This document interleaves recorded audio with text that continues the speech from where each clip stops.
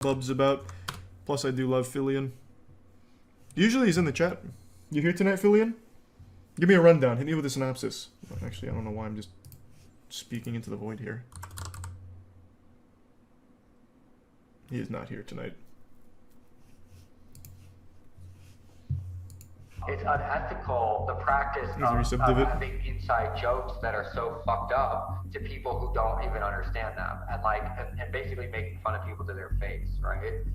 To me, that's really what's fucked up, and it's it's actually more, to me, that's the crime here. The crime isn't that they're Nazis and they're racist, which they might be, and I'm sure they are accelerationists who are people who are just basically nihilists who don't give a fuck and want to see the world burn. And to me, that's probably a worse thing than being anything, because you really are anti-human and you're selfish.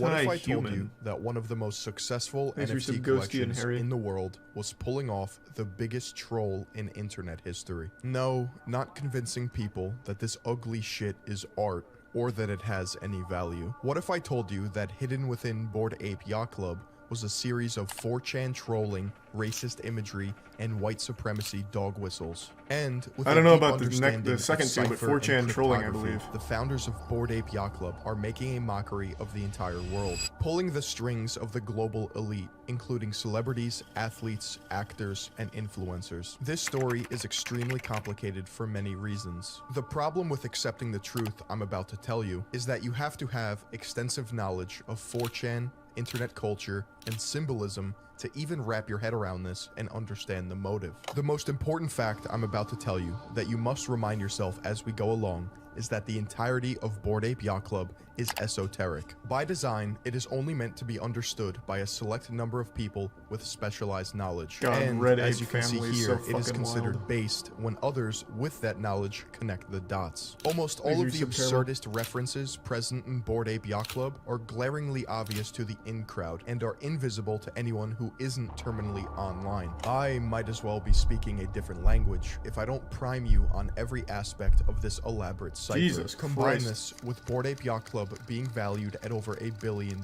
and you have yourself the gold medalists of the Troll Olympics. I had my doubts about all of this. That was until I spoke with one of the top creative directors and internet artists in the world, who is an expert in internet culture, 4chan, and trolling. An artist who has worked with Kanye West, Grimes, and Tame Impala, among other creative projects that you've definitely seen. January 2022, a website goes live called GordonGoner.com. Signed at the very bottom was the signature of Ryder Rips. Ryder Rips is eccentric and is a trendsetter in every regard. He created the Deal With It meme, Dump FM, Internet Archaeology, and V-Files. What? When it comes to the Wait, what do you mean? He created the Deal With It meme? So, does that mean he was like the first person to do like a Deal With It thing, like putting the sunglasses on? Like, I don't understand, like, something like that, how you have like a creator of it. I feel like that's just too broad. Yep, it's on the blockchain. He minted it on the blockchain. The Deal With It meme came from his website. But can you... I guess you could probably track that, like the genesis of it. I mean, I can't prove he didn't. I just feel like that's too vague. It'd be like saying, I'm the guy who created... Shit, I don't know, Bad Luck Brian. Here's the Prime Geuse and the Resub, Archangel and Soakage and Taint. Herpes. Man, that's fucked up. Internet, Ryder Rips is one of the most innovative artists of our generation. It's no secret that he uses internet culture and the nature of trolling to amplify his artistic messages. If there's anyone to educate others on iconography and the meaning behind art, it's Ryder Rips. And if I happen to be the founders of an NFT project manipulating the masses into asserting value on racist imagery, I would not fuck with him. For the past 6 months, Ryder Rips and other researchers have collected all of the data and sources that highlight Bored Ape Yacht Club's successful but depraved continued stunt. And I say continued because they still operate unchecked. 4chan is the Well, god of NFTs the are kinda internet. dead. Founded in 2003 by 15-year-old Christopher Moot Poole, this message board serves as a place where internet culture is born, discussed, and destroyed. Users on 4chan typically post as anonymous or anon. As they argue, the identity of a user adds nothing to conversations at hand. But the collective anonymous culture of the message board has devolved into a degenerate pit of despair. Along with anonymous identities, there is virtually no moderation. As a result of this, threads on 4chan spiral into some of the weirdest and most disturbing rabbit holes on the internet. So why even post? Well, as Ryder Rips described to me, trolling is a sport on 4chan. This point alone is necessary in understanding the motive behind Bored Ape Yacht Club. Throughout the internet's history, 4chan has been responsible for trolling mainstream media endlessly. One classic example of this was when 4chan tricked CNN. mainstream media into thinking the OK hand symbol I was actually just talking about that. white power. The media ran with it. Yeah. And as a result, actual white supremacists adopted it as their own. An internet joke that illuminated a problem with mainstream media, their willingness to post anything, was taken literally, and the meaning of the joke changed forever. Another example of this I was is just the fucking talking insane about that, and people in chat told me I was wrong. I told you it started on 4chan. I told you that shit started as a 4chan troll. I remembered when they started that on 4chan. You guys didn't fucking believe me.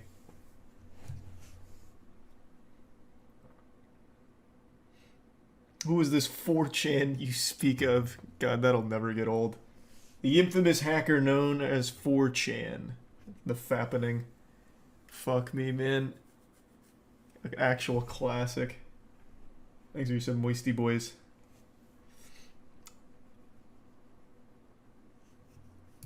Hyde being the ghost of Kiev. Lastly, let's talk about the benefit of the doubt. Imagine all of what I'm about to tell you is one giant coincidence. Somewhere along the grocery list of examples of Bored Ape Yacht Club being one massive alt-right inside joke is a point at which these similarities are no longer coincidences. Let's call this the tipping point. If I bring up one instance that highlights deliberate Nazi, fascist, or alt-right messaging, you may think to yourself, I see it, but that's a reach. So I ask you, I didn't get a raid notification, but if that's real, thanks for the raid. All of these examples become crystal clear in front of your eyes. For me, it was just one. First, let's talk about the apes as a whole. You don't have to look far on social media to see that many people believe the apes in Bored Ape Yacht Club are inherently racist looking. Remember, they could have picked any animal, object, or thing to make an NFT project.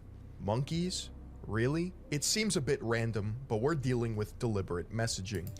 I'm just gonna immediately disagree. I don't see why that makes it like an inherently like racist decision to use monkeys for that. That's a real big reach. I just completely disagree on that. Thanks for the resub comment.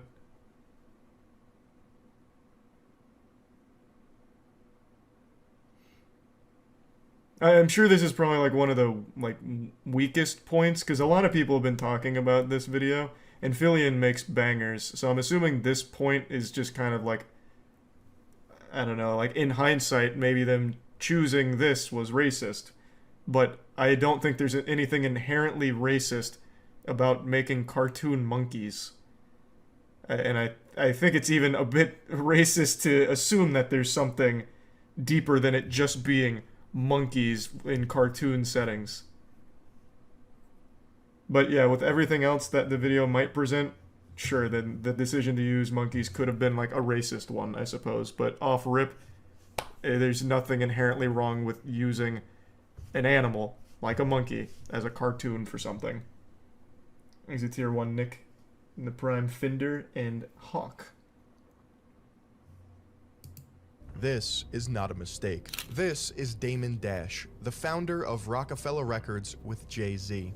And then, I don't know if that monkey thing is like, because what's the biggest... Right, I'm about to pee my pants, actually. Hold on, just give me 1 second. Sorry. I'm going to fill up my water as well. I'll be right back.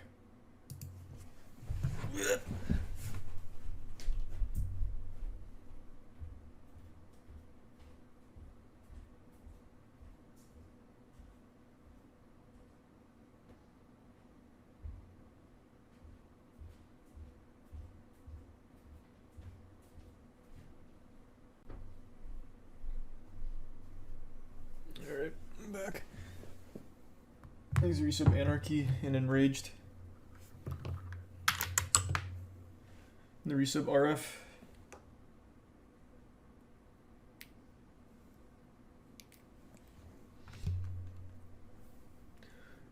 Sleep well, Super OQ. And the resub Fantasy. It's NFT. The ape. Don't you think that's a little condescending to our culture and a little bit? We was just talking about that. I feel like, is that a way a nerd is trying to get cute and laugh at us? We was just talking about that. Because either way, you should tread lightly with monkey as it relates to our culture, because it's a trigger for us. And they keep doing it. So first I wasn't like, and then I was like, why is everything a gorilla or an ape or a monkey? Why ain't it a penguin or like a panda bear or something? Why is it something that's been used to, disrespect us for years? So I don't know, Yeah. And when language is difficult for a creative, that leaves a lot of room for exploitation. So that means a lot of people that can understand may take advantage of those creators that don't want to understand. You guys realize for the last 2 years, they got black people to invest in monkeys and dogs while making fun of us and taking our money from us. But Doge was going to the moon. When y'all get done, go look at Bored Ape Yacht Club. Don't look at Bored Ape Yacht Club. The imagery of how it's connected to Nazism.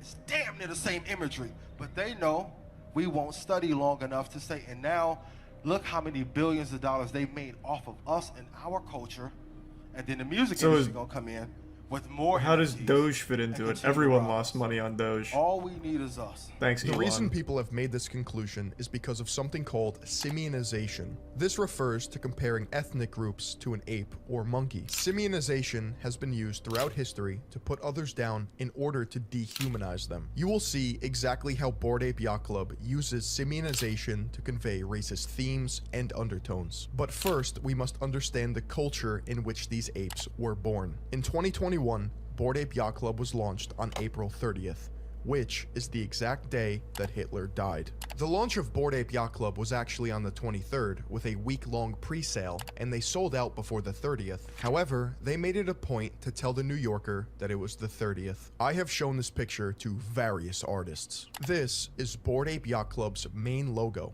that they use across all of their branding and social media accounts. Not too bad, right? How about now? Most of them laugh uncomfortably in sheer disbelief. The audacity to do this is mind-blowing. It does not take a genius to see that this Bored Ape Yacht Club logo is a direct copy of the Totenkopf. The skull and bones represents death and was used by both Prussia and Nazi Germany as a military emblem representing that one's a fair heads. criticism for I sure. only mention 100%. Prussia because that will play out later when we examine some of the Bored Apes. Both logos also have 18 teeth. If you're unfamiliar, the alt-right white supremacists and neo-Nazis love alphanumeric code. The number 18 is a symbol of hate. More specifically, it's alphanumeric code for the initials of Adolf Hitler, 1 being A, 8 being H. One thing to note is that both logos also have a rough edge, which is uncommon in circular emblems. It's just another characteristic that demonstrates they knew what they were copying. Bored Ape. Yeah, I think that's actually a pretty convincing point, to be fair. That one, 100%. I don't think that's coincidental. I would agree with Filian's conclusion there that one was definitely planned. The rough edges really are kind of a pretty dead giveaway. Because if you were just, like, if you were going to go for, like, something in a circle design, you wouldn't really give it rough edges. That wouldn't make any sense. Yeah, that one's definitely fucked. Bored Ape Yacht Club was created by a company called Yuga Labs. Like everything in this project, the name has meaning. A little bit about us to start off the new year and what's coming. What's the inspiration behind the name Yuga Labs? We're nerds, and Yuga is the name of a villain in Zelda whose ability is that he can turn himself and others into 2D art. It made sense for an NFT company. When I heard this, I was confused. I've played just about every Legend of Zelda game, and I could not remember for the life of me who Yuga was. You see, Yuga is a boss in The Legend of Zelda: A Link Between Worlds, the 17th installment of the Zelda franchise available only on the Nintendo 3DS. If you're a self-proclaimed nerd or gamer, you wouldn't source your name from the most obscure Zelda game ever, let alone a game for the 3DS. Everyone knows that Ocarina of Time, Majora's Mask, Wind Waker, Twilight Princess, and even Breath of the Wild are the greatest games in the franchise. I could believe Ganon Labs, after the main antagonist throughout the entire series, Ganondorf, but does Yuga in that I'm not game do what buying it's it. claimed? There is a specific reason they picked the name Yuga. On Yuga Labs' website, they pay homage to another project called the Hash Masks. This project was made by a Swiss company known as does? Labs. Okay. This phrase, meaning to each their own, was on the gate of the Buchenwald concentration camp. This phrase was also used on the face of Prussian helmets, and Yuga Labs loved so much that they even took their exact terms of service. Yuga has an entirely different what? meaning. The phrase Kali Yuga stems What was that?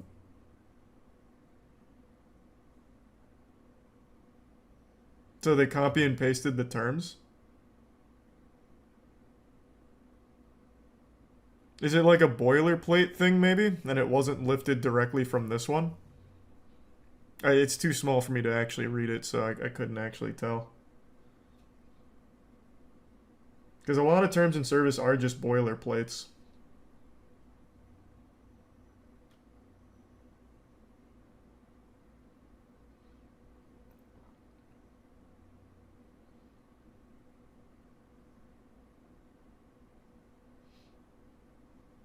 I agree with a portion of his points, but not all. I don't know about this point, to be fair. If Yuga does what is claimed in the Zelda game, then it does make sense for an NFT company. But I definitely agree with his previous point on they knew what they were doing with that logo. There's really no way of arguing that it's just a coincidence when everything lines up that way. took their exact terms of service. Swervo. Yuga has an entirely different meaning. The phrase Kali Yuga stems from Hinduism, and it refers to an age of conflict or darkness. What is the period we're in now? Because it seems like it's coming to an end. This is Kali Yuga, man. This is some weird shit that was predicted by the Bhagavad Gita. This is Gooder what Dalarong, Joe? Battle of the Gods, Yeah. Ragnarok. What the fuck? This is what happens in cultures. Like they go through these these pitches, these ups and downs. The earliest mention of this phrase in internet culture was on September 11th, 2014, by an anonymous user on 4chan, in response to people being upset over Gamergate. Anon replied, "I know it is dark at times, but you just gotta learn to enjoy it, man. Embrace being the bad guy. Surf the Kali Yuga." Since then, the phrase spread like wildfire among the alt-right. First, it was made into a t-shirt by Vincent Vauquelin, who founded the French Dissent, an alt-right political party that operated from 2011 to 2021. Apparently, alt-right meme merch went hard,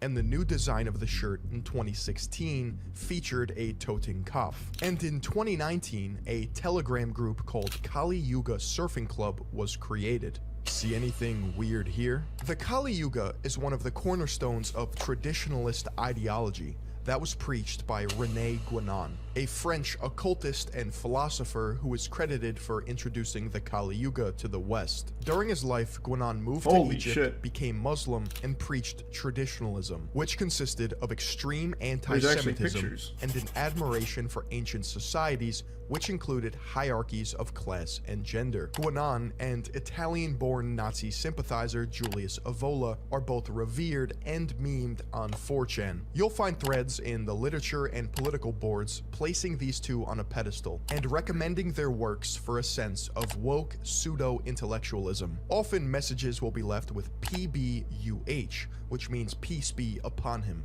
a common Arabic phrase. You see, surfing the Kali Yuga manifested itself on Pole. It became a repeated phrase and dog whistle among users. In fact, embracing the darkness, or surfing the Kali Yuga, is a phrase that the alt-right has adopted in order to communicate a sense of collective. This might melt your brain, but stay with me. It's impossible to show the masses exactly what the founders of Bored Ape Yacht Club are doing without understanding Chan culture, or how 4chan acts as a think tank and hive mind. One of the worst God, this is aspects so of deep, Chan Jesus culture Christ. is pseudo-intellectualism. What you have is a bunch of trolls who haven't seen the light of day, that have collectively convinced themselves they are based, woke, and have the answers to this world. That's They find usually solace sarcasm, in though. knowing specific information compared to normal people or normies. This is why it's considered esoteric. As a result of this, you have pockets of deranged people who study old texts, scriptures, and societies in order to extract archaic values and worship them. The founders of Bored Ape Yacht Club are terminally online,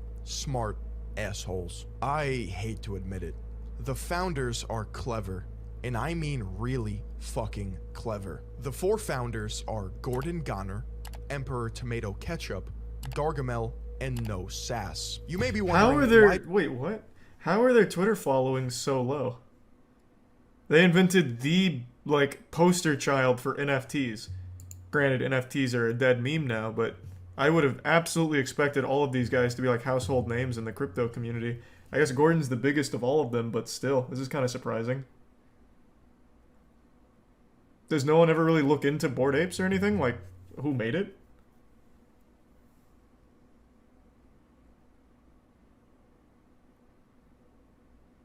I guess that's kind of weird.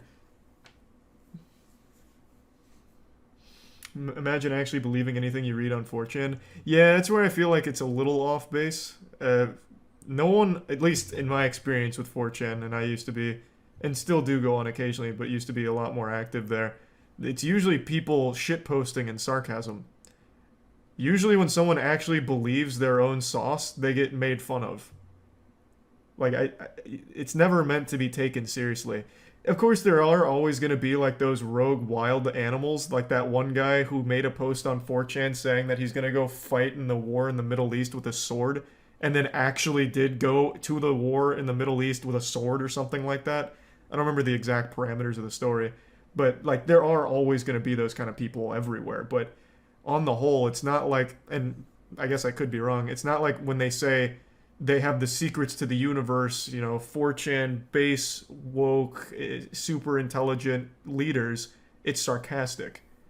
Like, the people there are in on the joke. A sword? Yeah, the guy had a fucking katana.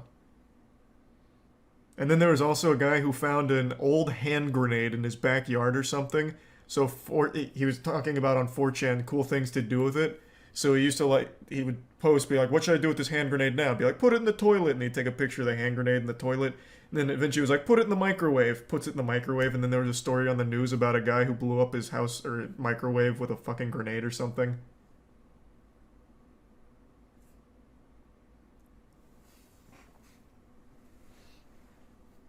I thought you meant a cool sword, not a katana. No, it was a katana. Yeah, that one's a classic.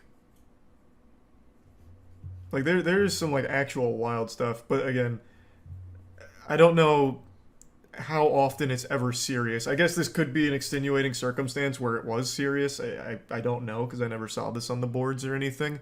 But 9 times out of 10, it is shitposting memes and meant to be taken not seriously. Why do they all have obscure Xbox Live gamer tags? Well, if you think this is innocent, you're not ready for this. Number 1. Emperor Tomato Ketchup, Karim Adelaide, software engineer. On the surface, Emperor Tomato Ketchup sounds like a Fortnite skin. In reality, Emperor Tomato Ketchup is the name of a 1971 film that is banned across the world for containing child pornography. It's about children overthrowing adults and establishing their own supremacy, in which a young boy in a fascist uniform sexually assaults a grown woman. And if you were to ask Tomato himself, he would say he got the name from a Stereolab album, which got its name from the film. Another example of plausible deniability. Number 2. That's pretty bad. That's a weird coincidence there. That's not good. That's not exactly like a random name you'd stumble on either. Emperor Tomato Ketchup. That's pretty indefensible. And once you were made aware that it was about child porn, I would feel like a sensible person would have immediately changed their name and been like, holy shit, I'm out. I'll just be fucking Ninja Maniac or something. Anything but that. Gargamel. That's overreaching. Overreaching? Why would you want at all to be associated with child porn? to make your identity on the internet named after child porn. That's not overreaching. Even, like, again, benefit of the doubt, he did it by accident, didn't know, but now he does know and still goes by Emperor Tomato Ketchup. Like, I feel like you'd want to immediately change that.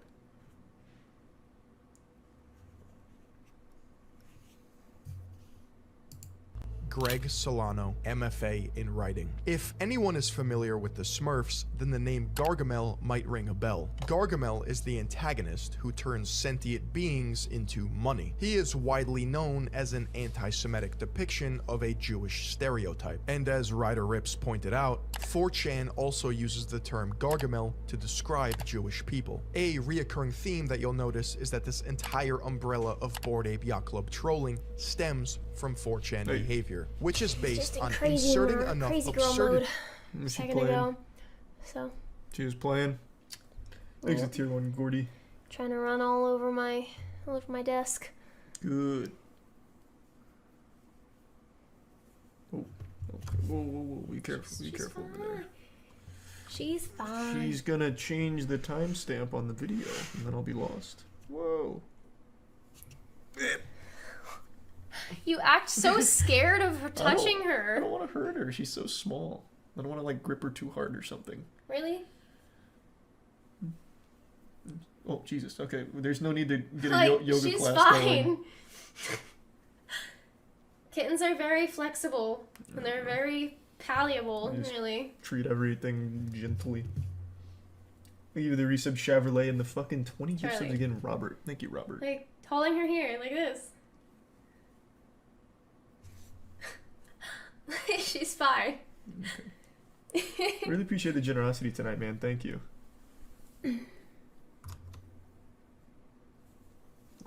Told you she's a crazy girl, man. Thanks for the resub, Sussery.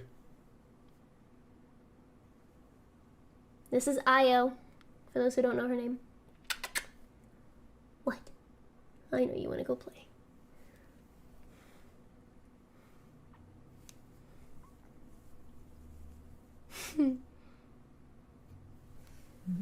Let her go run around. I will. I was gonna go downstairs, so I'm going to bed. She wants your cord there. I know, she's By the trying to way. eat the cord. Thanks for the bits, Mac. So, we're going to bed. Alright. Well, she's gonna go play for another couple hours, and I'm gonna go to bed. Okay, I'll come say goodnight in a little bit. Okay. Just watch if she's gonna attack your feet when you walk in the door of the bedroom. Will do. Thanks for the resub, Quinn. Oh, jeez. Ow. Okay. Bye, I'll see you in a little bit. Thanks for the reset. I already said that. Create plausible deniability. Gargamel is smart, but he's a little sloppy. Thanks for the prime, According to his Joseph. Reddit post history, he posted a 4chan crypto meme before Bored Ape Yacht Club was even live yet, confirming that he's at least aware of the culture or uses 4chan. Greg Solano, or Gargamel, was a literature major in college and wrote his thesis paper on 2666, which is a book that takes place in Nazi Germany with a main character named after Nazi SS doctor Hans Reiter. He even expressed on his now defunct blog that he wanted to write a fiction novel that blends real history with imaginative events, which is similar to Roberto Bolaño's 2666. This could be a stretch, but I'm reminded here of your writing backgrounds. Do you think there's any parallel between your big conceptual breakthrough to design NFTs for what interests you, not some target demo, and the idea that in writing, sometimes the best stuff comes from channeling what you really want to see, not what some theoretical reader wants? Gargamel says, ever since the Bored Ape Yacht Club, we've seen like 1,000 different avatar collections come up, and a lot of them are really cool. But what we think was special, and what people could kind of read on top of ours, is that we didn't just throw 3D glasses onto apes. And we didn't have a long essay on exactly what this was, but we knew what it was. It's like Wittgenstein's let the unutterable be conveyed unutterably, or Hemingway's iceberg theory. We knew what this world was and why the apes are this way, and that somebody else might get a little tingle on their neck looking at it, thinking, yeah, this is kind of different. This isn't just random. In this interview, Gargamel literally just confirmed that Bored Ape Yacht Club is his medium for creative writing. First, the quote is cryptic, but it makes a lot of sense given the context of this project. Let the unutterable be conveyed unutterably. Dog whistles, hidden meanings, fiction writing. Nah man, they're just apes with 3D glasses. You don't understand crypto. In this statement, Gargamel quotes Ludwig Wittgenstein, an Austrian Jewish philosopher believed to have been the boy who went to school with Adolf Hitler from 1903 to 1904. According to writer Kimberly Cornish in The Jew of Linz, she alleges that Hitler alludes to a Jewish boy who is believed to be Wittgenstein in Mein Kampf. Wittgenstein's entire body of work consists of cipher, cryptology, and solving puzzles. Similar to how Bored Ape Yacht Club is one massive puzzle designed to be cracked for the sole purpose of stroking their twisted fanfiction writing boner. Second, he states Hemingway's iceberg theory, which describes exactly what they're doing. Iceberg theory itself is also a 4chan meme. Greg Solano also has written a book titled The Cinematic Art of World of Warcraft. To say he isn't a sucker for fantasy would be a flat-out lie. We know that Gargamel is a creative fantasy writer. We know that he wrote his thesis paper on a Nazi story. And we know that he wanted to create something similar, blending real and fake events. He literally quoted Ludwig Wittgenstein and iceberg theory, confirmed that there is hidden meaning, and that everything is deliberate in Bored Ape Yacht Club. Prior to Bored Ape Yacht Club, Greg Solano even stated he wanted to create a Lovecraftian-themed NFT project. And if you know anything about Lovecraft, he was a notorious white supremacist, often weaving his prejudices as the basis for his stories. The frustration that Ryder Rips and others have felt. But to be fair, a lot of people can, and there have been a lot of people that have made Lovecraftian-inspired work without ever, like, appreciating Lovecraft or, like, anything like that. Undeniably, Lovecraft's role in, like, horror elements and creatures was huge. So a lot of things spin off of it without ever, like, being an applause of the guy, Lovecraft. So it really could still just be a case of liking the horror creatures that came from it and the impact that it had on creature design. I didn't know he was. Wow. Really? I thought most people knew that Lovecraft was actually a massive racist. His dog was literally named the N-word, if I remember correctly. It was fucked. Oh, it was his cat. His cat. I knew it was something like that. Cat. Yeah.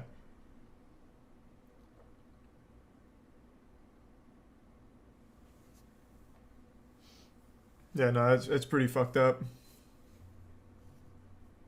Myself included, with the public's perception of this criticism is immense. You can't begin to educate people on this when they're too ignorant to realize that they're being played. Bored Ape Yacht Club, in a way, is a social experiment in making fun of people who are easily influenced. Crypto bros and everyone who sucks off technocrats included. It is a commentary on the number going up forever, or the wag me crowd, which lives by the slogan, "We're all going to make it." This is a very real sentiment shared by thousands of people on the internet, which the founders of this project have profited off of immensely. All it took was celebrity worship, proper funding, fueled by a dystopian political agenda to get fascist propaganda on the world stage. Let me be clear, I'm not saying buzzwords just to say them. This is what's happening. 3. Gordon Goner, or Wiley Arano, also a creative writer. The third founder of Bored Ape Yacht Club goes by Gordon Goner, the same name Ryder used for the website, piecing this all together. This was done for SEO purposes, so that when you type in Gordon Goner on Google, Ryder's website pops up first. In an interview with Wiley from 2014, he stated, "The only book that I don't like is Mein Kampf, but I haven't read it." When asked innocently about books, he resorted to making Hitler jokes. Yeah, there's probably nothing to see here, right? This is just more proof that Wiley's attempt at edgy humor dates back to 2014. In an interview with Rolling Stone, Gordon Goner stated he chose the name because it sounded like Joey Ramone, lead singer of the Ramones. It should be known that Bored Ape Yacht Club's connection to the Rolling Stone is not random. It's through Neil Strauss, author of The Game, who is apparently writing about the subculture of Bored Ape Yacht Club. Gordon Goner is a full-phrase anagram for Drongo Drongo Negro. Drongo is Australian slang for stupid, and Negro means black. Drongo is also tossed around on 4chan and Reddit. It's not simply a random word. It is also conveniently a species of black bird. Another example of a hyper-specific double-meaning term or phrase in Bored Ape Yacht Club. There's not much else known about Wiley Arano, aka Gordon Goner, besides loose leads that allege he's a crypto-fascist. And his dad is literally Don Arano, portrayed by John Travolta in Speed Kills. Both Gargamel and Gordon Goner are writers and creatives, according to the CEO of Yuga Labs, Nicole Muniz. Can you take me back to the origin story of Bored Ape Yacht Club? It was almost exactly a year ago. Garga, who's one of the founders, texted Gordon with, hey, let's make a NFT. So Garga and Gordon were both really into crypto. They were really active in the community, but Thanks, your sub Junebug. they are writers. That's actually their background. They are storytellers, they're creatives. And so like crypto was this thing that like they were fascinated by and they like loved, but they were never able to actively participate in. Right. There was a barrier to entry. Exactly, right? exactly, because it was technical. Yeah. And they're not technical. They're writers, they're creatives, they're storytellers. Like that's what they do. So it's entirely critical that you understand the context of anything. So the issue with Bored Ape Yacht Club is that they're not providing any context. The context that they've provided is that literally it's meaningless. They said that these are just apes in a swamp who like drawing penises on a penis wall. Isn't that running counter to what he actually said? Because in that interview, he said, where was it? I don't remember which one it was. I don't know if it was the child porn named guy or the other guy, but one of them said that it isn't random or something. Where the fuck was it? Oh, here. Yeah. And then somebody else might get a little tingle on their neck looking at it, thinking, yeah, this is kind of different. This isn't just random. So this guy said that it isn't just random. He's literally saying the opposite, that it's not just apes with 3D glasses. Unutterable be conveyed, unutterably, kind of different, isn't just random. Yeah, they're lying. Well, no, so this was used as a piece to say that there is more to it than just random, you know, apes in 3D glasses and shit. That there is a deeper meaning to it. This interview is used in the context of the video to say that there is deeper meaning than just random ape stuff. And he's not saying what it is, which is why it's left to interpretation, where this now being here confirms that there is something more to it, which is why all of these things like the iconography and like the racist stuff would make sense, because they're not doing it like accidentally. They have a purpose for it. But in this interview here, the guy is saying that it is random, that they're claiming it's random, even though they're not.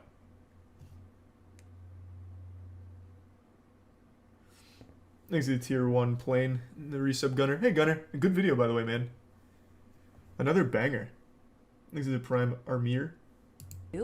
So it's entirely critical that you understand the context of anything. So the issue with Bored Ape Yacht Club is that they're not providing any context. The context that they've provided is that literally it's meaningless. They said that these are just apes in a swamp who like drawing penises on a penis wall. That's the official story of Bored Ape Yacht Club from the mouth of Nicole, the CEO. Like, that's it. Like, end. Done. Like, there's nothing. It's a pretty cool story. Nothing else. They called me Just with, drawing like, penises on a wall. hey, we're gonna do this thing, and like, you know, just explaining the idea. And I kind of giggled and was like, oh yeah, I mean, but people. Why'd you turn on slow mode? Was that an accident? And that was it. Like, I was just like, I didn't think anything of it. We hung up, but like the stupid thing that I said that I never would have thought about transformed into, well, what if they do draw penises? Yeah. And where do people draw penises? And, you know, it turned into, well, it's a bathroom. Right. You know, it's a toilet stall. and it's a dive bar, but it's not a dive bar. It's a yacht club that's a dive bar, but it's in a swamp, and it's gonna be this like future vision of Miami, and you know, it's all of these like bored apes. This is a whole bunch of nothing right here that she's they saying. just created this like story and this world. Let's play a game of I Spy. What the fuck are you The talking cover of about? this Rolling Stone art is a direct reference to Hieronymus Bosch, who painted pictures like these in order to hide things in them. Spot the racist dog whistle.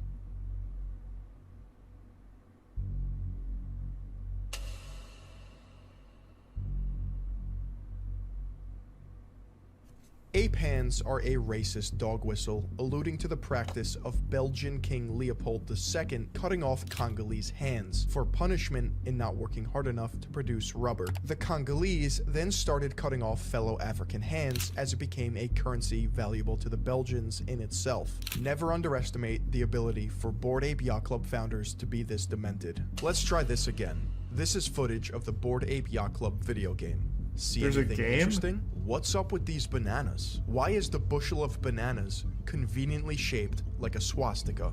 4. SAS, Zayshawn Ali, Wait, what was software it? engineer. What? I didn't The notice ability that. for Bored Ape Yacht Club founders to be this demented. Let's try this again. This is footage of the Bored Ape Yacht Club video game. See anything interesting? That doesn't really look like a swastika to me. That looks like barnacles in Bikini Bottom. Like, it looks like the sky.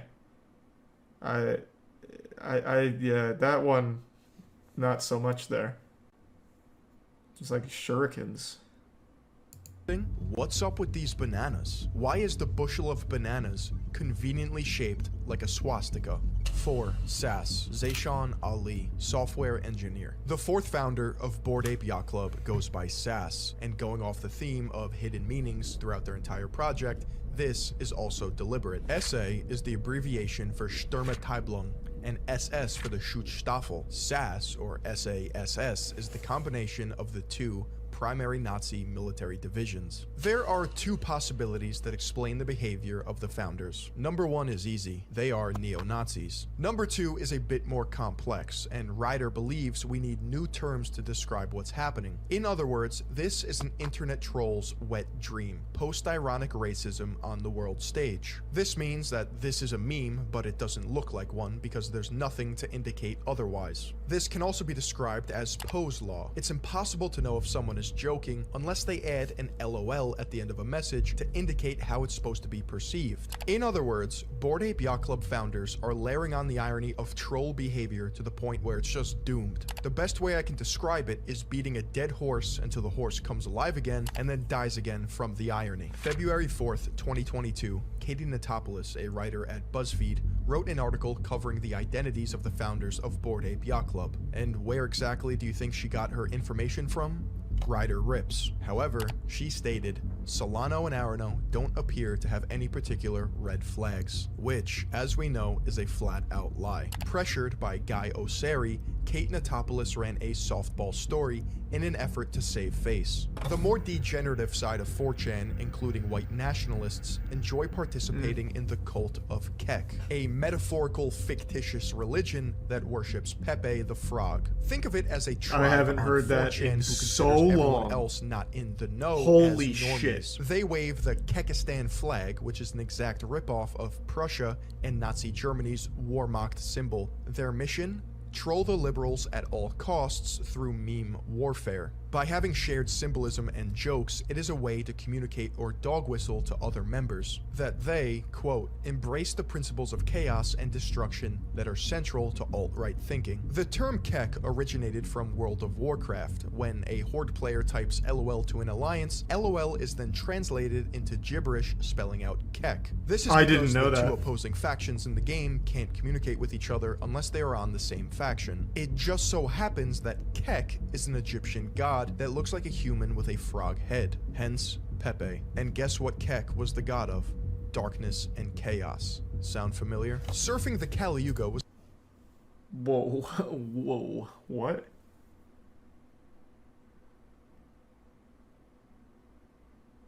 I never heard those connections. That's a lot to take in. But the thing is, Pepe the Frog as a meme has existed long before Keck. Right? If I remember correctly, Pepe the Frog started in 2011? 2012 maybe? As a meme? Maybe even before then. So that would absolutely predate Keck. Oh, Keck was 2005. Oh, right. Yeah, no, I guess. What came first, the Keck or the frog?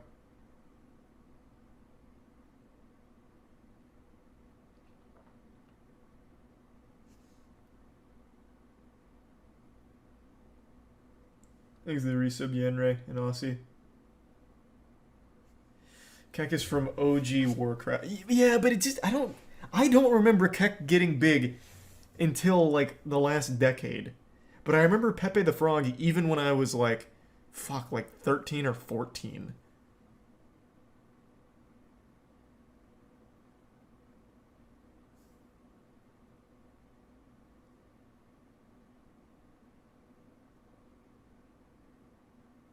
Keck was always used in WoW. I guess that's why, since I didn't play WoW, I played City of Heroes and RuneScape, so I never got Keck. So I only really heard of it once I got, really online.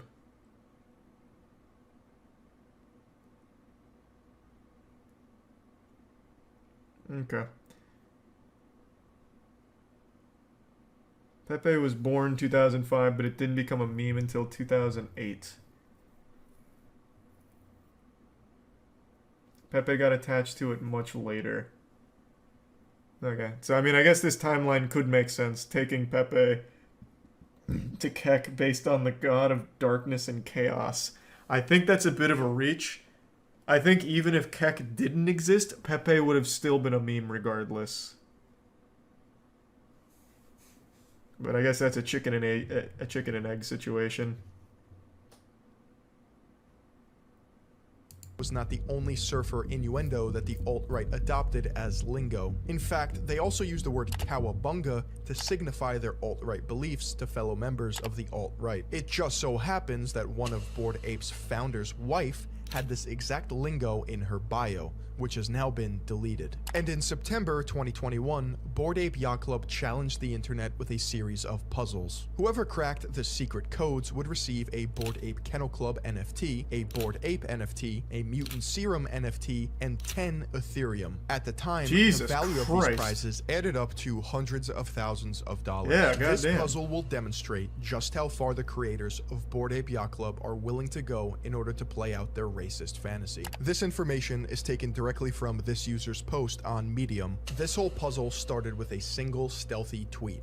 Somebody left a strange note at the bar. The image contains a message, "Come find me below," with the cipher text of U8JJ6. This is a keyboard cipher, where if you look at the keys below each letter on a keyboard, you see that it spells /Jimmy. Entering this after boredapeyachtclub.com will take you to a new page and you are able to load a puzzle game. Jimmy the Monkey is back on his bullshit again. In the clubhouse, the game is a 2D screen where you can click on rooms and interact with various objects. Most of the rooms contained a puzzle. The boat room contains a single interactable object in the room, which is a wall of dancing men. If you know a bit about ciphers, it's fairly quick to recognize that this is a Dancing Man cipher. The Dancing Man cipher is from Sherlock Holmes. Decoding the cipher reveals the following message. This isn't a puzzle clue. Suck on a banana, bozo. Love, Jimmy. This seemed to be a troll as it was not used in the final solution. The party room has two interactable objects in it. The first object is a dog collar with the numbers 0010 on it. This is just the ID number for the exact NFT that you would win if you were to crack the puzzle. The second object is a party poster containing song lyrics. I thought it was binary code or something. Song lyrics sorted in alphabetical order by word, with one of the words being replaced by the word monkey. Solving this puzzle involves taking each lyric word bank, identifying the song, and figuring out which part of the song the lyrics are referencing. You sort each word in that set of the lyrics in ABC order and figure out what word has been replaced with monkey. This results in the following troll message.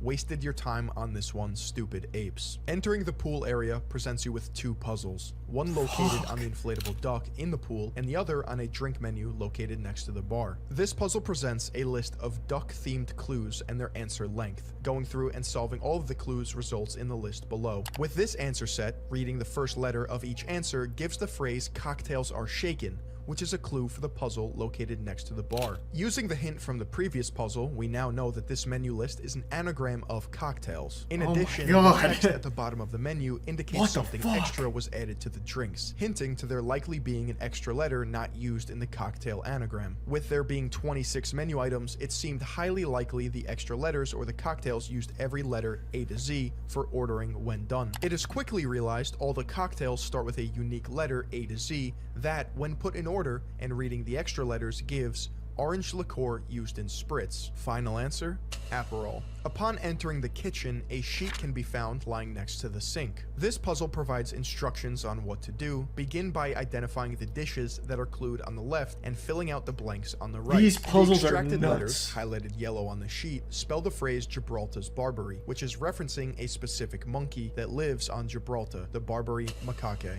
Final answer, macaque. In the library, you can start by clicking on the bust on the top of the shelf, which contains a puzzle scroll. This puzzle is a Mad Gab style puzzle as hinted by the title, Bus dan Dush Elf, which, when read aloud, sounds like bust on a shelf. You can make 4 Mad Gab style phrases using one word from each column on the scroll. The output of each Mad Gab is its own clue to a word. This final output is yet again a Mad Gab where ooze 6 ciphers can be read as use 6 ciphers, a hint for the bookshelf puzzle. When you click on the bookshelf next to the fireplace, it shows you an enlarged version of the bookshelf. This bookshelf contains many different patterns throughout. As you start to group the patterns together, you will discover there are 6 separate puzzles using 6 different ciphers, as hinted in the previous puzzle contained in the shelf items. The monkey hands. There are 6 hands throughout the shelves using American Sign Language to spell weapon. Naval flags. There are 6 international maritime signal flags throughout the shelves that spell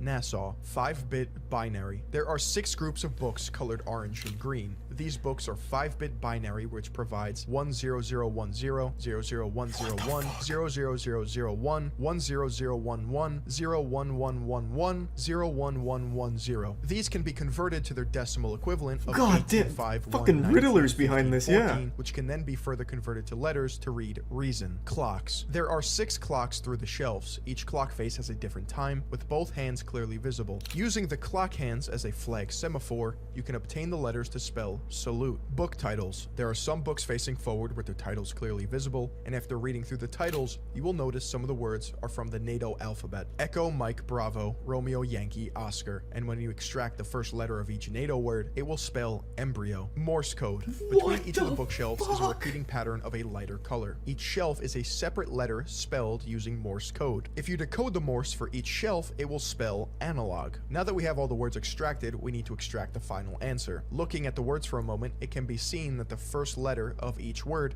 can spell answer when ordered correctly. Since the first letters spelled answer, we extracted the last letters to see if it provides an answer to the puzzle. The extract is Guanan, which is a breed of old world monkey, and it's the name of Rene Guanan. The game room contained 2 objects you can interact with. The first one is a game called Jimmy the Asshole, which, after some playing, didn't appear to contain a puzzle. The second one is the game room puzzle. The flavor text for the puzzle is, there are lots of games to play here if you can figure out the rules. It also has some pictures of Hangman and Tic-Tac-Toe. These are big hints for what you are looking for and what the solution is going to be. The solution for this puzzle involved taking each puzzle string and figuring out the puzzle rules that encoded the text. Here is one example. There are a lot of P's, so we want to analyze that first. You start by separating each line by P. We are looking for game-related words, so we can guess the 2 words here are card and canasta. With these 2, we can deduce that the rule for this puzzle is to replace the first letter with P, which can then be reversed from the cipher, which gives the following clue: card worth 50 in canasta. The answer to this clue is Joker. However, we aren't done here just yet. Now we need to apply the same rule we discovered, replace first letter with P, to this answer to get a new answer out related to games. Applying the rule to Joker results in poker, the actual solution to this puzzle line. Here is the rest. Taking the first letter from each solution, you get the following phrase: Drooper's apartment pal. Drooper is a character from the Banana Splits, and his apartment pal is Bingo. Bingo is an ape, so we can confidently determine the answer is Bingo. The attic is one of the more difficult puzzles, and before we dive into it, we first have to talk about the skeleton in the crawl space. The skeleton in the crawl this is space so a bunch nuts. of 3-letter phrases and some numbers, with the flavor text of NTH plus EAT. We know that we're trying to combine the phrases to spell words, with the numbers most likely being the length of each. Okay, hold on. A quick respite here, a little halftime show. So that Gwynon thing, that's big. I was fully still on like the skeptical could be coincidence kind of thing, except for of course the logo. That one was absolutely deliberate. Now I'm much more on the side of, yeah, they absolutely do know what they're doing. Coincidences don't seem to be a thing that they believe in. This puzzle, this whole little puzzle thing here is absolutely wild. I haven't even heard of half of these ciphers, and I'm a big fan of looking into things like the old like Lorenz machine and shit like that, because I always find that kind of shit fascinating, and even I haven't heard of like the majority of these kind of puzzles. Like, this is a crazy level. Holy shit. And the fact that it does tie back into Renee Gwynon in their own puzzle, their official one, I think that's a massive, massive red flag that, yeah, maybe this is all a giant troll racist thing. Like the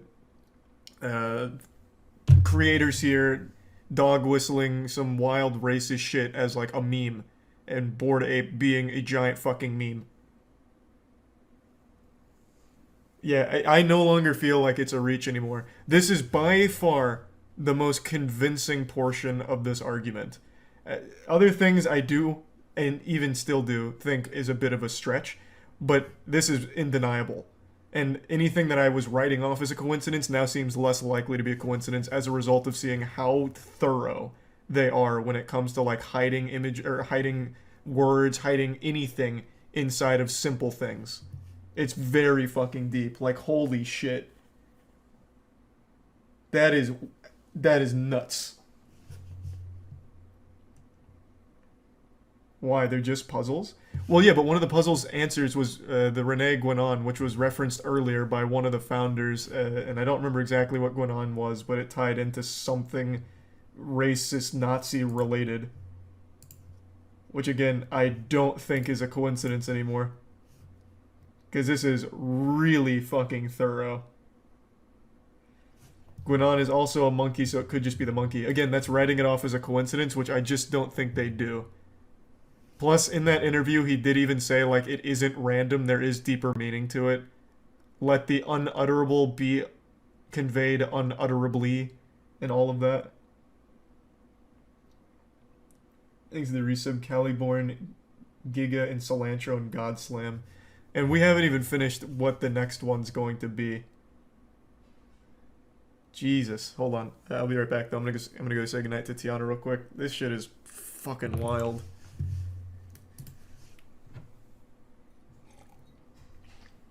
Y'all getting trolled so hard? Well, that's the whole meaning of the video. That Bored Apes were meant as a troll. Like a meme troll. I'll be right back, though.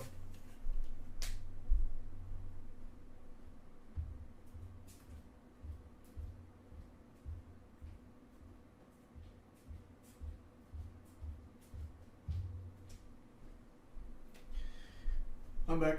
Whoa.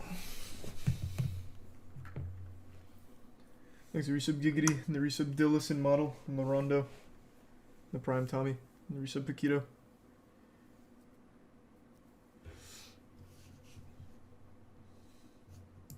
Word. There's really no approach other than maybe looking up words that start with or words that end with, but the best place to start was realizing that NTH and EAT were clued as being connected and could spell N, the, at. After that, it is mixing and matching until you get something good out. The output you get is Anastasia Steele really loves the hexes used in the attic. This is a reference to Anastasia Steele from 50 Shades of Grey, which is referencing that the hex color codes in the attic are gray codes. This is basically a second hint for Bought It, which you can see in the attic section below. The attic starts with an image with some pixels and flavor text about having to feel your way around in the dark. This is a reference for being blind and hinting towards the pixels being braille. The phrase you get out of using colored pixels as braille dots: beginners always unlock dim old tones. If you take the first letter of each... Okay, again. So this had to be an entire community coming together to solve these, right? There's no way this was just like one or two people, like a little team. This had to be an entire community doing this, yeah? So then how the fuck... When you work together on something like this, who gets the prize? Batman solved it. Bro, Batman's brain would fucking melt going through all these ciphers.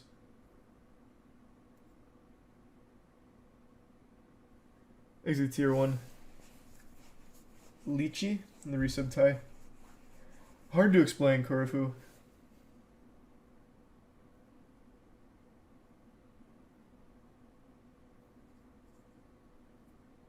That's a good point, Filtered, I suppose.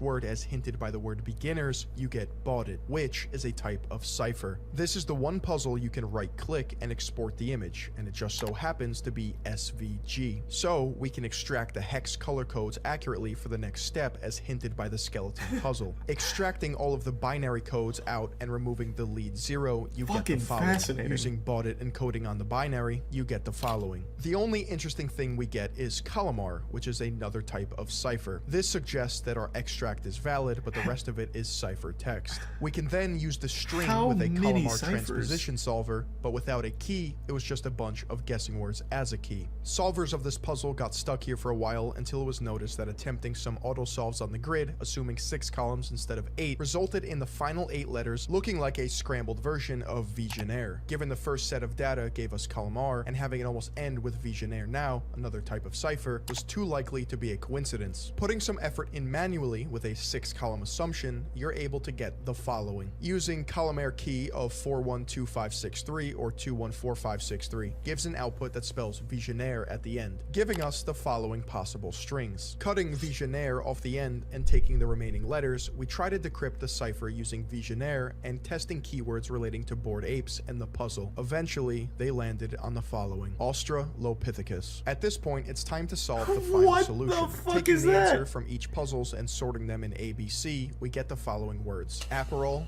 Australopithecus, Bingo, Guanan, Macaque. If we examine the answers, we can extract even more information about what they mean. Aperol is an orange liqueur that only got popular after World War II. This answer is different than all the others, considering it is a drink that is meant to be ingested. Going off that theme, perhaps this is a metaphor for taking the red pill, as it sometimes appears red in color. Aperol also just has the word ape in it. Australopithecus. Of all the different possible answers they could have chosen, they landed on Australopithecus. Here's a little anthropology for you. In 1931, Ludwig Cole Larsen joined the Nazi Party and later undertook an expedition to German East Africa in search for a primitive man. In 1938 to 1939, he discovered Australopithecus afarensis at Laetoli without realizing the importance of his find. Ludwig attempted to prove that all people have a common origin, but that African people remained in the state of primitive man, while the Aryan race had developed. Such scholarship was at odds with most anthropological concerns of the day in Africa. He then later lost his position as professor in the course of the denazification after the war. Cole Larsen is not highly regarded amongst contemporary East Africanists. Bingo. Bingo the Gorilla is a major yet final antagonist in the 2019 direct-to-video horror comedy film The Banana Splits Movie. Bingo and his friends are animatronics created by Carl to entertain children as the Banana Splits. However, after the show is cancelled, Bingo and his friends start a killing spree. You want to know something even creepier? Bingo only has 3 lines in the movie. I wonder how the show's gonna end. Time's almost up.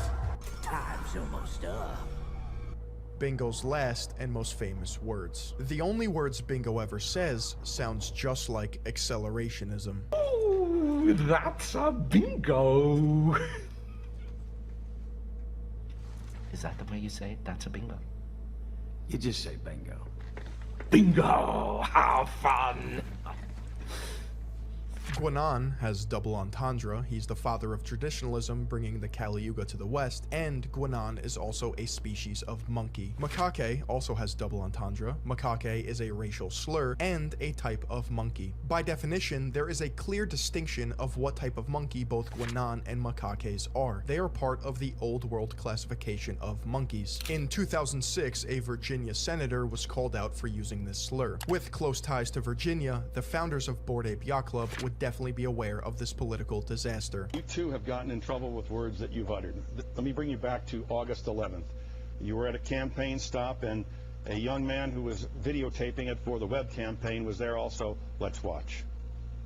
This fella here over here with the yellow shirt, Macaca, or whatever his name is, he's with my opponent. And let's give a welcome to Macaca here. Welcome to America and the real world of Virginia. And here's the young man, S.R. Siddharth. He's a resident of Virginia, an American citizen. Jesus straight-A Christ. student at Fairfax High School, now goes to the University of Virginia. Critics say that macaca is a racist slur and that you used it because he was dark-skinned.